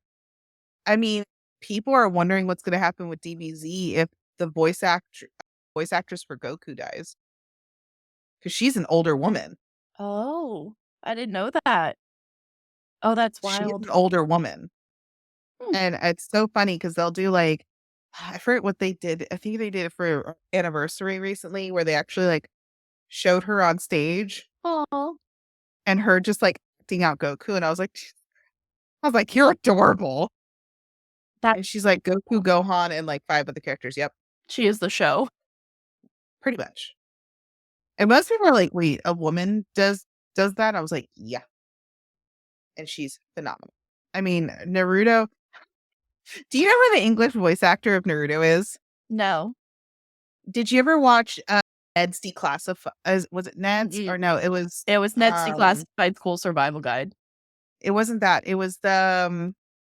It was the Disney show with the three teenagers that were like super bionic or whatever, and they I did had. not watch it. I don't remember the name of the show. Lucas used to watch it all the time. And they were three, like they were engineered in the guy's lab, and he is actually married to someone else, and she's got a normal kid. He's in his room. But the principal for that is actually the voice of Naruto. And every time I see this woman, all I see is that show. Oh, that's funny. And I'm like, ma'am, that's so weird. And so funny just to hear her do like Naruto's voice. I was like, ma'am, I can't. Please stop. I remember you in that show. I love that so much. Um, Finale ships could be the finale. Yeah. Because I think we have certain opinions. Yeah, and we have like a little bit over a half hour. Well, we have a half hour left with wrap up. So yeah, let's go for it. Okay. I want to do the best version of Usagi. Okay, and The best version is Manga Usagi. Hands down. okay. I don't have a particular like scene in there, but Manga Usagi while she is a crybaby in the beginning, she matures very quickly. Oh, it was called Lab Rats. That's what that show was called. I feel Manga Usagi. I also love her artwork in the manga, but I resonated very deeply with because I like I did resonate with the 90s, and then I resonated very deeply with the manga, because she does grow up so quickly in the manga, and that's because of what life she's currently leading. She's fighting monsters and defeating villains. Like, hello. Like it's gonna go. But I think she's very interesting in the manga. She's a little bit more mature than she should be, given her like what age they say she is. And I'm like, are you sure? Because I'm acting like an adult right now. Yeah. But I think she's got just a deeper handle on things in the manga. So I enjoy the manga version of Usagi, and I think it's also the prettiest art. So I also love her outfits. I'm just like, yes. Oh, that Manga Usagi's closet is elite. For me, if my favorite version of Usagi's actually got to be Pgsm. I like Pgsm Usagi. I think she's relatable. I think she's funny. I think Pgsm Usagi does a very good job at translating Usagi to the real world. And I think there's something charming about that, about seeing her in our world, but fantastical. And it's hard because, like, it always surprises people that I'm such a humongous Sailor Moon fan, but Sailor Moon is not my favorite character. But Sailor Moon is not a lot of people's favorite character. I actually get people surprised that Usagi is my favorite. Really? I get the People are always like, oh, who's your favorite Sailor Moon character? And I'm like, Sailor Moon. And they're like, oh, really? And I was like, I emotionally connect with her because I am a huge fucking crybaby. But I, put on my big girl pants and then continue on. And I cry about it first. Don't yell at me, I'll cry. Kind of thing. Like, and that's what resonated with me was this girl who was a crybaby was still getting shit done. And I was like, oh, I'm a crybaby and I can get shit done too. Okay. You know, and that's so fun though. Like it's nice. And actually, PGSM, what I like is we get to see Usagi's darker side in Sailor Moon, and also just kind of seeing what, I don't know, to me, she's more dimensional in PGSM with the little that they got to work with. I think if you had given them 5 seasons, it would have been wild as all get out. Well, she's also a person. She's able to emote, essentially, more than a cartoon or a manga could. So I feel that's a little bit more relatable, and she acted like a teenager.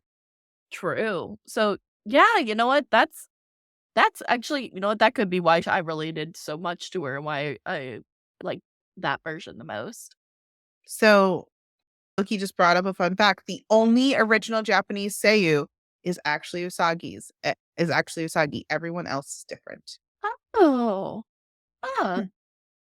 that's cool though. All right, and then let's continue. So, all right, so then Mercury, who I think we both are gonna have the same favorite version of Mercury, Dark Yuri. Dark Yuri, hands down. Like Dark Yuri is a work of art. Mm-hmm. So for And those, like we were saying, it was very interesting that that's unique to PGSM, and she was such a good character. so well done. So Dark Mercury, if you're just joining us, is when in the live action Sailor Moon, when Mercury turns to the dark side due to different reasons, which we won't give away. But to see Mercury, like because Mercury is shy and quiet and studious, and it's so fun to see her just 180 and surprise everybody, including I think the audience. Mm-hmm. I mean, I was shocked about it. I was like, "Oh, what's going on?" But I also think it showed off the best features of Mercury because then we got to see her come back, but we got to Mhm. see her come back as herself. So it kind of like solidified her as a character for me. So, Mars. Mars. All right. I'm curious. What's your favorite? Manga Mars. Okay. I'm curious. She's much more loving. She's much more supportive. Also, we get to see Mars and Venus. Kind of them. Ooh, I forgot about that when picking mine. So that's my favorite one. And you also get to see Mars actually has quite the storyline actually in the manga. You get to see Phobos and Demos, Mm-hmm. the crows, and you get to see kind of her being the shrine priestess. And I always find it interesting because Usagi thinks she is so beautiful. Yes. She even that's that she's like, she's so beautiful. Like, and has like this girl crush on Mars. So I enjoy Manga Mars the most. She is one of the most supportive. She very much like is devoted to Usagi, as are all the scouts. But like I think I found it jarring reading the manga after seeing the anime because they made Usagi and Mars fight like cats and dogs.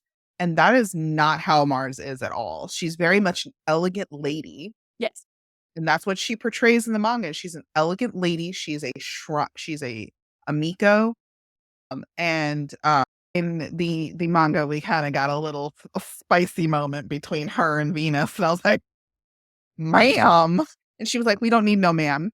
None. I was like, dang. So yeah, Manga Mars is my favorite. You know what's funny? I actually really enjoy 90s anime Mars. I know. Everybody hates 90s anime Mars, but hear me out. Her and Usagi have a very okay, sometimes it's really, really, really toxic, but there is a love between them that I think comes through really, really well. Even in every season, you really feel that connection between Mars and Usagi and just how much Mars does care for her. But I also kind of love that they banter and they have silly moments and competitions. And some of it is really toxic, but like there's parts of it which are just like the natural friendship that I think is really adorable. Mm-hmm. So that's why anime 90s is my favorite. Another fun fact from Loki, the Japanese Seiyu for Luna was the same for the anime and PGSM, but different for Crystal. Are you serious? How do you drop the ball? Also, manga senshi casts are all bisexual. Changed Loki's mind. They all are. Naoko leaned into that bisexuality really hard in the manga, and I was like, but like in a really, yeah, in a, you were like, ma'am.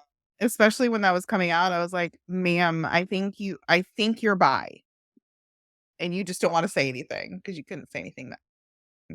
So who's next? Mars, we got Jupiter. I would have to say 90s anime Jupiter. okay. Because She had the most character development. I also love the ice skating episode when she's like, bam on the ice. And they were like, well, Sailor Jupiter was second to Princess Serenity on the ice. She also just has some more moments with her cooking and her plants, her little heartbreaks over her boyfriends. In the manga, it's almost like she doesn't have enough screen time, essentially. Yeah. And then I actually didn't like the PGSM Jupiter that much. She was kind of a flat character. And then Crystal kind of followed the manga and kind of just like Jupiter's kind of like an afterthought almost. And I feel like Jupiter is the middle child in the way that she's ignored, which is kind of sad because you don't see as many like I have friends who are Jupiter fans, I have two friends that are Jupiter fans. But it's kind of like almost that rarity because of the fact that she was pushed to the background in those other ones. But in the 90s anime, she actually had more manga Jupiter did have cool attacks. But she was treated like strong girl that she's fine. Yeah. They didn't develop her. She had really cool attacks. Yeah. Because I feel that 90s anime actually made her a character that was lovable and people fell in love with. I too was gonna say 90s anime, and PGSM, I wasn't a huge fan of the change in her personality, just because it didn't feel very Makoto. They leaned too far into the bully aspect, or like The this is Yankee. yeah, that's what I feel like I get what they were trying to do, but it just didn't feel like this authentic to her character in a way. I don't know how to describe it. It's not really like authentic, but like it just I don't know. I didn't connect with her as much as I did in all of the filler episodes of the 90s where I really thought her personality came out and shined. They made her a person. Mm-hmm. She was flavored. The Supers movie. I don't remember what happened with. I think because she had a couple more lines than she normally does. Like she was fighting a lot in that one. I just have to say, her voice actor for the Deke dub was my favorite. I don't know what it was about her tone, but like I loved Jupiter's Deke dub voice. They made her like mom mature. Yes, in a really great way. What they made her in the anime was like she was the mom of the group. Yeah, like she wanted to take care of everybody. So that's how I feel. Venus. BGSM. I like her. I'm trying to think because I like PGSM just because of the unique story they had for her. We also actually got to see her use her sword. Which was nice. PGSM to me is Venus as a main character. As a rightful developed character is what I feel PGSM is. I feel like they made her too ditzy in the 90s, and the manga she was equal. She's super serious leader of the scouts. Yes. So the company which come in and saying the powerless arc in the manga is my fave, partly because you see Artemis, but it was very raw for her and not just Material Girl. Yeah. Like when Artemis transforms for her. It's so sweet, and I like that we saw it in Eternal. I was like, heck yeah, Artemis. Artemis and Eternal was actually really well done. I wish we had gotten more of the Mooncats, but I know they're kind of sticking to the manga. Yeah, because they transform, but they don't really stay. And I'm just like, I'm pretty sure they could stay in that form if Usagi gave them enough power. Yeah, so who knows? Maybe we'll see them later on in the next movie. So to finish off the inners, because we didn't really do our favorite Sailor Moon. My favorite Sailor Moon form is Cosmos. Really? Just Sailor Moon form. I don't really have a favorite between all of the medias. Cosmos is one of my favorite outfits for Sailor Moon. So she's like my favorite Sailor Moon. I also like her heart buns. They please me greatly. But I would have to say Sailor Moon across all the medias, I don't lose her, essentially. I have connected with every single Usagi no matter. Well, Crystal, I still loved her. I just hated the animation. See, and for me, my favorite Usagi, or I guess Sailor Moon, would be her transformed version, not just her super form, but her transformed version from the S season. To me, S is one of Usagi's strongest seasons by far. I think you actually see her character literally develop on the screen. Because they were fighting with the outer scouts, and she just didn't understand it. She's like, "Why are we fighting each other? Yes. And like it is We're her all most Sailor Scouts. I don't understand." it's the most desperate season. We literally Mhm. everybody on the cusp of death. And to me, that is Usagi's strongest season because it is about bringing her senshi together. Mhm. And that's when you start seeing all the Senshi together is after that arc. Gotta blow everything up, I guess, to get them to all come together. If it works, it works. Yep. Oh, How about we do the outers as a whole? Because they're technically a whole unit, pretty much. I can give a 3-hour podcast on one of them alone, but I can shorten it up. They make them as they're not in PGSM, so we can't even say PGSM. But they make the outer scouts a unit essentially after the battle with Mistress 9. So even a little bit before that, you start seeing them. Well, you don't see Saturn until after Mistress 9. No, but you're right. Like they treat them as a set. Mm-hmm. Which is interesting because they didn't live near one another. They were all separated. Yeah, it's like, are they kind of making up for lost time or like kind of coming back? I mean, even in the manga, though, they were treated as a unit. Yeah. This individual After unit. the Battle of Mistress 9, you do not see the outer scouts separated. They're always together. Which is interesting. Which is why Crystal made them all married. Well, except for Saturn. Saturn was their child, but Yeah. they made The promise rings. they made the promise wings between Uranus, Neptune, and Pluto. Yeah. Which I found really interesting. I was like, I don't think you were going to put that in there, but okay. Yeah, I was wondering too, because I was like, are they going to be that bold? Are they going to be that brave? And they, it's So my favorite is actually the Eternal movie for them. Really? Because of that. Because they did the thruple. And they heavily alluded that it was a thruple. Yeah. Oh, hardcore. Between Uranus, Neptune, and Pluto. And I love the fact that Saturn's their baby. I mean, Saturn calls Haruka Papa, and then Michiru and Setsuna are Mama. So I have to say Crystal is my favorite because that's the only one that shows that scene. You do not see that in the manga. They kind of just, the outer scouts kind of just pop up when they're needed in the manga. So yeah, and Michiru gets like 2 pages of character development.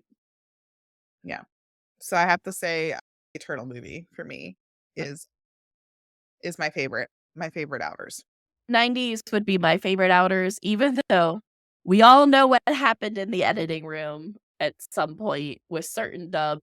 Fucking drop the ball. Which time are we talking? Cowards. They were cowards. That's what they were. They were big cowards. And never forget that they tried to make them friends in the stupid pamphlet that Biz had to change. I will never get over that almost happened again. Thank goodness, thank you, Biz, for listening. Because if they hadn't changed that, I would literally have rioted. I mean, I was like, really? Because they're literally a couple. Like, it is confirmed that they are together. My favorite of Uranus and Neptune are the Saramiu, especially the harsh Saint Cry number. Oh, we are going to convert you into musical loving. I actually have watched like songs of the musical that are subtitled. Okay. So I had watched songs, but I haven't watched it all the way through because like I can't find fully subbed. It's hard. Musical. It's hard. Don't worry. I got it. All right. So that's it for the outers unit. And like I said, I could go off on the outers forever, but definitely for the sake of time, we should only talk about them as a unit and maybe make those as the topics come up. Mm-hmm. And then I think we got to wrap up with best ships. Yeah. Well, wait, we forgot Chibiusa. Oh, Chibiusa. You know what? I'm gonna give this to Crystal. I actually think Crystal had a great form in Chibiusa. I have to go with the manga Chibiusa Okay. because she wasn't as obnoxious. She wasn't that obnoxious in Crystal. Because it was following the manga. They actually followed the manga with her.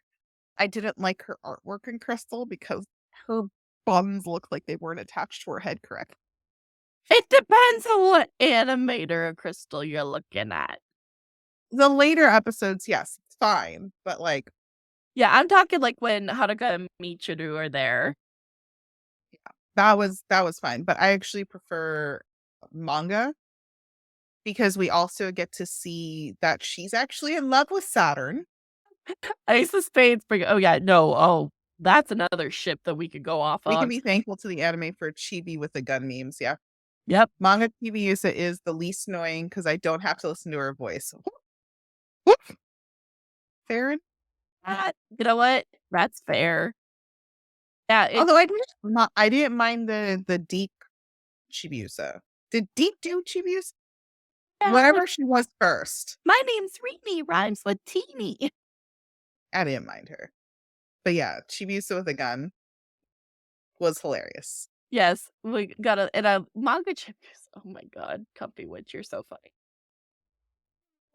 So, all right, and Tuxedo Mask. Who's your favorite? Is he's still manga? You know manga. what? I cannot stand the 90s anime.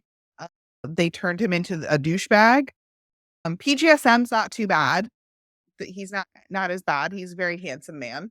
But manga Mamoru worships the ground Usagi walks on. Yeah. So he also just was a lot cooler. I think he was the most competent in manga. I think Mamo got the most fun, had the most attacks. Oh, yeah. Yes. Also, my wife does strive to be manga Mamoru when it comes to me.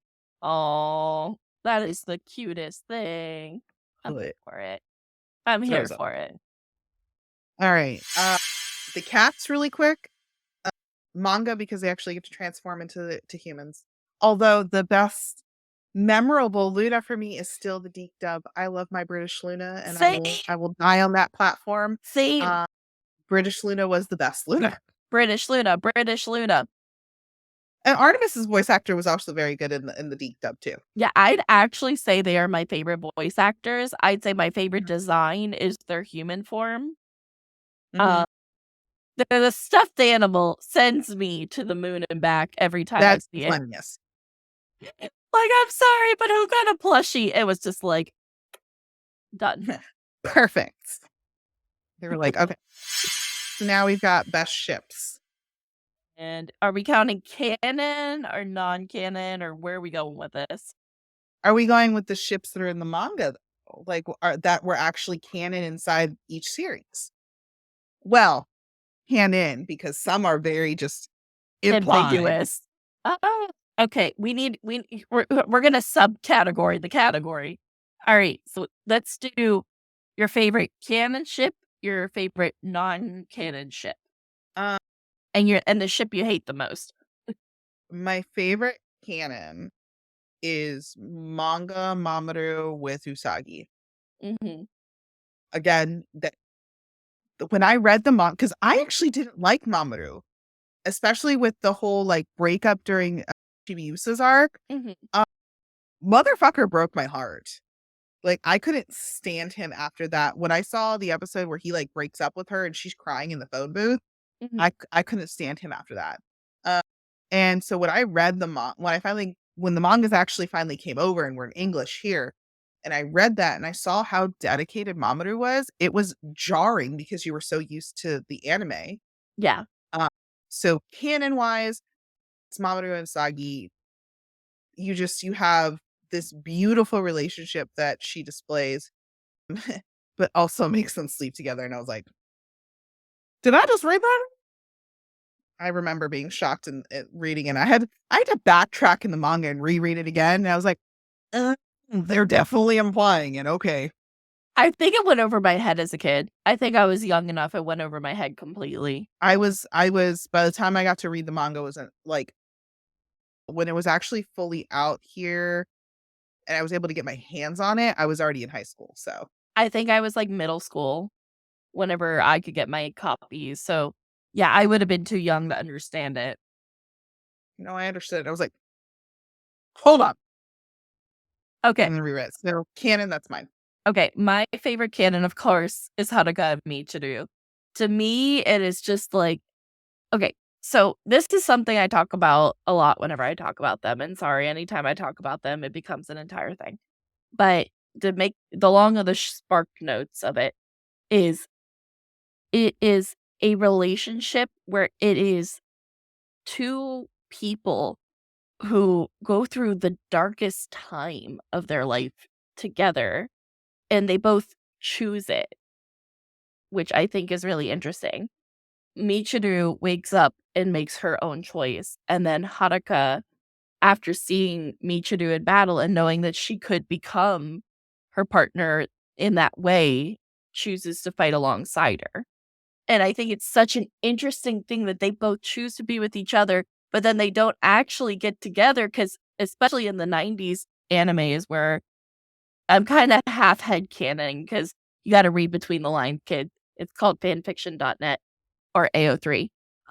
I like the part where you can tell when their relationship has changed, that it went from more than just partners and working together, where it became that they cared for each other, that they realized they would literally die for each other, and that they love each other. Like, I don't know. It's just, to me, it's the ultimate like love, like showing of love and their relationship, just how much they care for each other and have each other's backs and depend on each other is just beautiful to me. It's also very controversial because they were lesbians in the 90s. So it was a very controversial relationship. And I do love them as a they're my second Yeah. when it comes to canon couples. They're my second. We don't have time for me to get into the whole cousins thing. We don't even have the time. But yes, we know they were called cousins. Trust me, I had a fit about it. So next, what do we say? Like just our ships in general? Yeah. Or like, what's your favorite like non-confirmed ship? Seiya and Usagi. I think that was it. See it a lot. It's very heavily implied in Stars that there's a moment where actually Usagi kind of actually almost considers Yeah. in the manga. She gets very close to actually considering being with Seiya, and it's almost like she kind of like almost shakes herself out of it.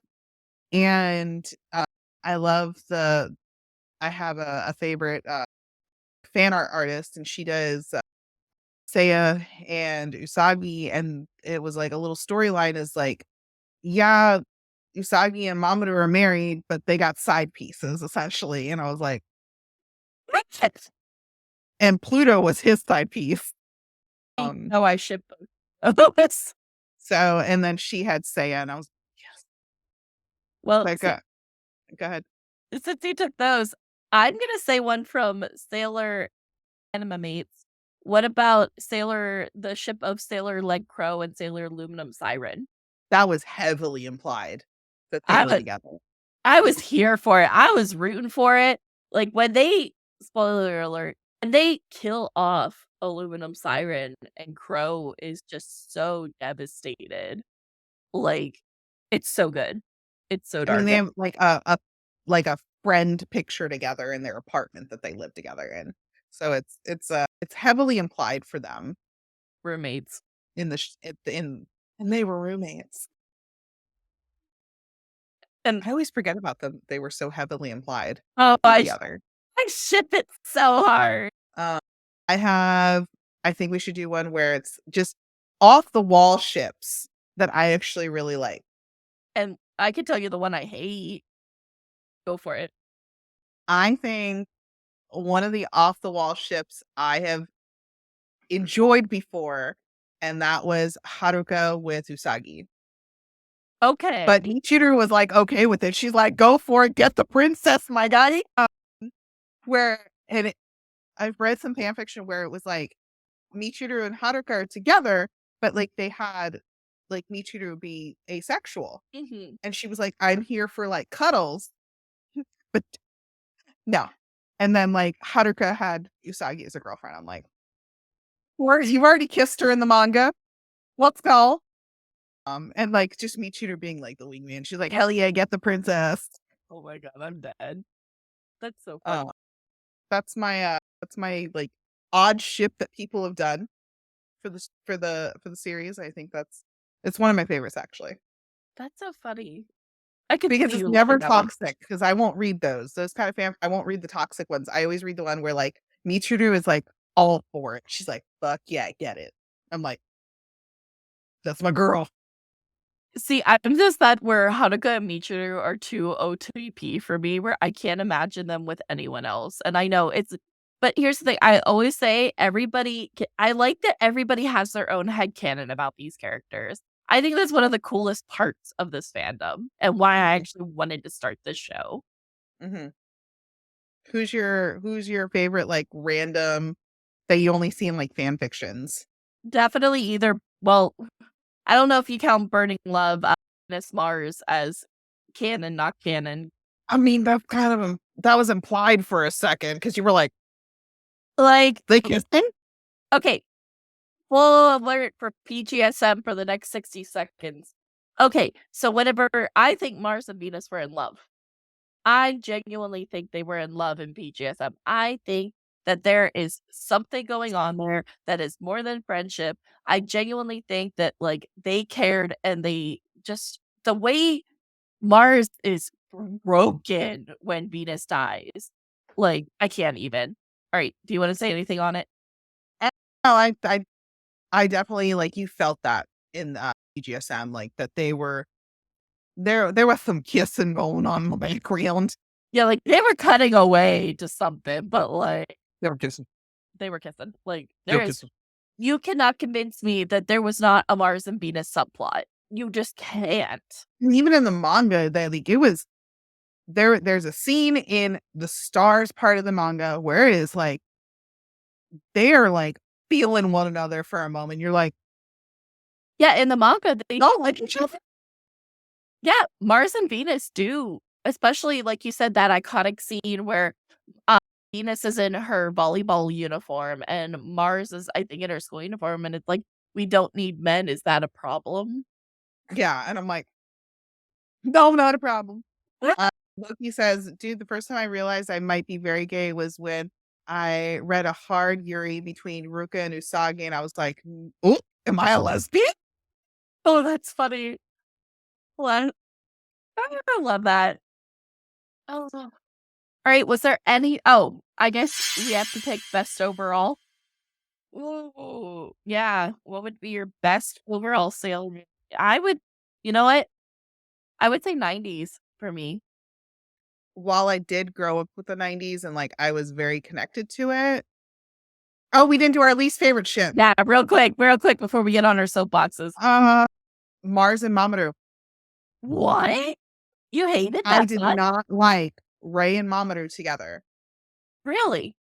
Because it caused such conflict in the 90s anime with the fact that she dated him because she is never interested in him in the manga in the slightest. Oh. I think I had a huge problem. That is my least favorite ship is Mars with Mamoru. That's so interesting. See, my favorite, and I hate this ship. I hate it. It's a hate ship, literally. Seiya and Haruka. People write fan fiction about it. I mean, I could see why. People do love some angst. And that would be very angsty. That would just be too. Never mind. We can't get into that one. But that would just be I can't. I could not even open the fiction. I was just like, no, I can't even compute with that pair. You're like, nothing. Nope. I can do another thing. Okay, so my favorite out of all of them. I mean, they would be hot together, but it's two tops trying to date. It wouldn't work. That's what I was thinking. I'm like, all it would be is just like, Especially because they both have strong masculine halves. I'm like, they're going to cancel one another out. I have to say my favorite, even though I grew up with the 90s anime, that is the Deke. The Deke dub is what, created this obsession that's behind me, that I'm wearing, that I am tattooed with, and that is all over my house. But out of all of while I will watch the anime any day, the one that tops them all is the manga, because there's so much storyline in the manga that I wish was animated. mhm. And like I said, I will say this time and time again, Crystal dropped the ball because it was supposed to be the manga. And I'm like, why can all these other animes follow their mangas, but y'all can't? Yeah. All these new animes follow their mangas. They Mhm. may like have a couple things that they throw in there for like comedic relief or something like that, but they follow their mangas. And Crystal dropped the ball so hard when it went to go follow the manga, when they deviated from the original storyline with the generals. From then, it was just they screwed it up. So my favorite out of all of them is the manga, because there is so much lore and there's just so much to the characters that I bring into the show, because I learned it from the manga. Because you don't learn a lot of the stuff about them in any of the animes. Or, I mean, PGSM had like a couple of things that they brought from the manga, but like they went up on their own storyline pretty much. Like they had their own kind of story going on that was fantastic, by the way. It was a fantastic original storyline that they did with Sailor Moon. Mm. But when it comes to story, like I love story and I love the mythos and the lore and all that stuff, and that all comes from the manga and reading the manga, and like even looking at the art books, because like Naoko had notes about people Mhm. inside the art book. Like I forget which one it was called. It's the one where she shows like all the characters' dresses and stuff like that, and there's Materials notes collection. the materials collection. There was notes even there about the characters and like why they were wearing something, a certain thing. Mhm. So that's why manga's hand down for me. Yeah. 90s is it for me. I think I already went over that, right? Or Yeah. no? Okay, because we've gone over so We many started going topics. over it, and then we realized we missed the least favorite Okay. ships. Double check. Yeah, I'm like double checking. I think we everything. So I think that's all of our episode topics, right? All Mhm. right. So then just to wrap up, so next week. All right, so wrapping up the episode. If you guys can tell, I am super tired tonight. I'm gonna just have to drink coffee every episode. We will be back, and I believe it is our guest Sailor Moon Turtle, also known as Z, is coming back. She was in season 1, and her episode actually just came out on podcast form. It is out now. I will be making that post tomorrow about the episode. I was sick when it came out. Luckily, it was auto scheduled, so that was all done. So I'm double checking our episode for next week. But there it is. Yes, so yeah, it'll be next Saturday, March 25th with Z, and it is about the second half of PGSM and the ending. So we're gonna look at if you. I hope you guys are just like down for a PGSM heavy season. Well, no, we're really starting off the season heavy with it, but don't worry, it's not going to be the entire season. But Z is a super big Sailor Moon fan, as is our PGSM fan as much as we are. It's because we were robbed, and it should have been subtitled and brought over. It should be on Blu-ray, Toy. Yes, yes. Why is it not on Blu-ray? Please let me buy it. Yeah, But and so many people missed it. so many people, I tell every convention about it. And it's either the people who know it love it, and the people who haven't heard of it, genuinely, it's just because it is a lesser known form. They're like, "What do you mean there was a live action?" I'm like, "Please watch it." Especially, You is will it not be disappointed. still on YouTube? I would have to check. I know for sure Miss Dream has a copy Yeah, that but you you can have to download. download it. You have to torrent it. And I'm like, Oh, I don't even have the downloading software to torrent anything anymore. never mind. Yeah, I forgot about that. So I would have to thankfully, look at it myself because it is on Miss Dream. That website does a lot of stuff for Sailor Moon. Miss Dream also is the one who hosted the gala that was in New York. I went Like, to that. didn't Miss Dream do that? I don't remember if that was Miss Dream. That might have been. I would I have to thought it was check. Miss Dream that is the one who put that gala together. I wish I had gotten tickets. I'm sad I didn't get to go. It was fun. It came out and it sold out so fast. It sold out like that. Like it was literally 1, 2, 3. Yeah. I would have to actually look to see, like, it says torrent, and I'm gonna be like, "Well, what can I download it with?" Because I don't have my torrent stuff anymore because of certain torrent sites don't exist anymore because they got shut down. How old are we? Because I used to what? I didn't do anything. I thought the internet was floppy disks. I don't shout 'em out. All right. So something I always like to plug is our link tree. If you are ever wondering where you can watch this show in a different form, please check out our link tree. So let me pull that up. And it has all the different places that you can listen to the pretty edited version, which doesn't like have me like looking for things. Did you put the link tree in the bottom in the description below us? Oh, yeah, that's what I want to do. Okay. I put the QR code up, but it is up at the top right. But Mhm. let me pull up. I know because I know you can put it in our description, the link. Yes, I will do that right now. I'll also put it in the chat. But please, Yeah. there you can follow us. You guys can go ahead, show us some love. We would love to see any comments or any talking about the episodes. I'm gonna try to hopefully feel better this week and get more stuff going. So please do tune in. But if you guys are excited, we're gonna talk. Okay, that was it. So next week is an expose on Venus and Pgsm and the changes that were made. Mhm. So please tune in if you are a PGSM fan or a Venus fan or have any Venus opinions. We love to talk to people while we do the episode. And anything else you can think of? I'm so dead tired tonight. My brain is like McDone.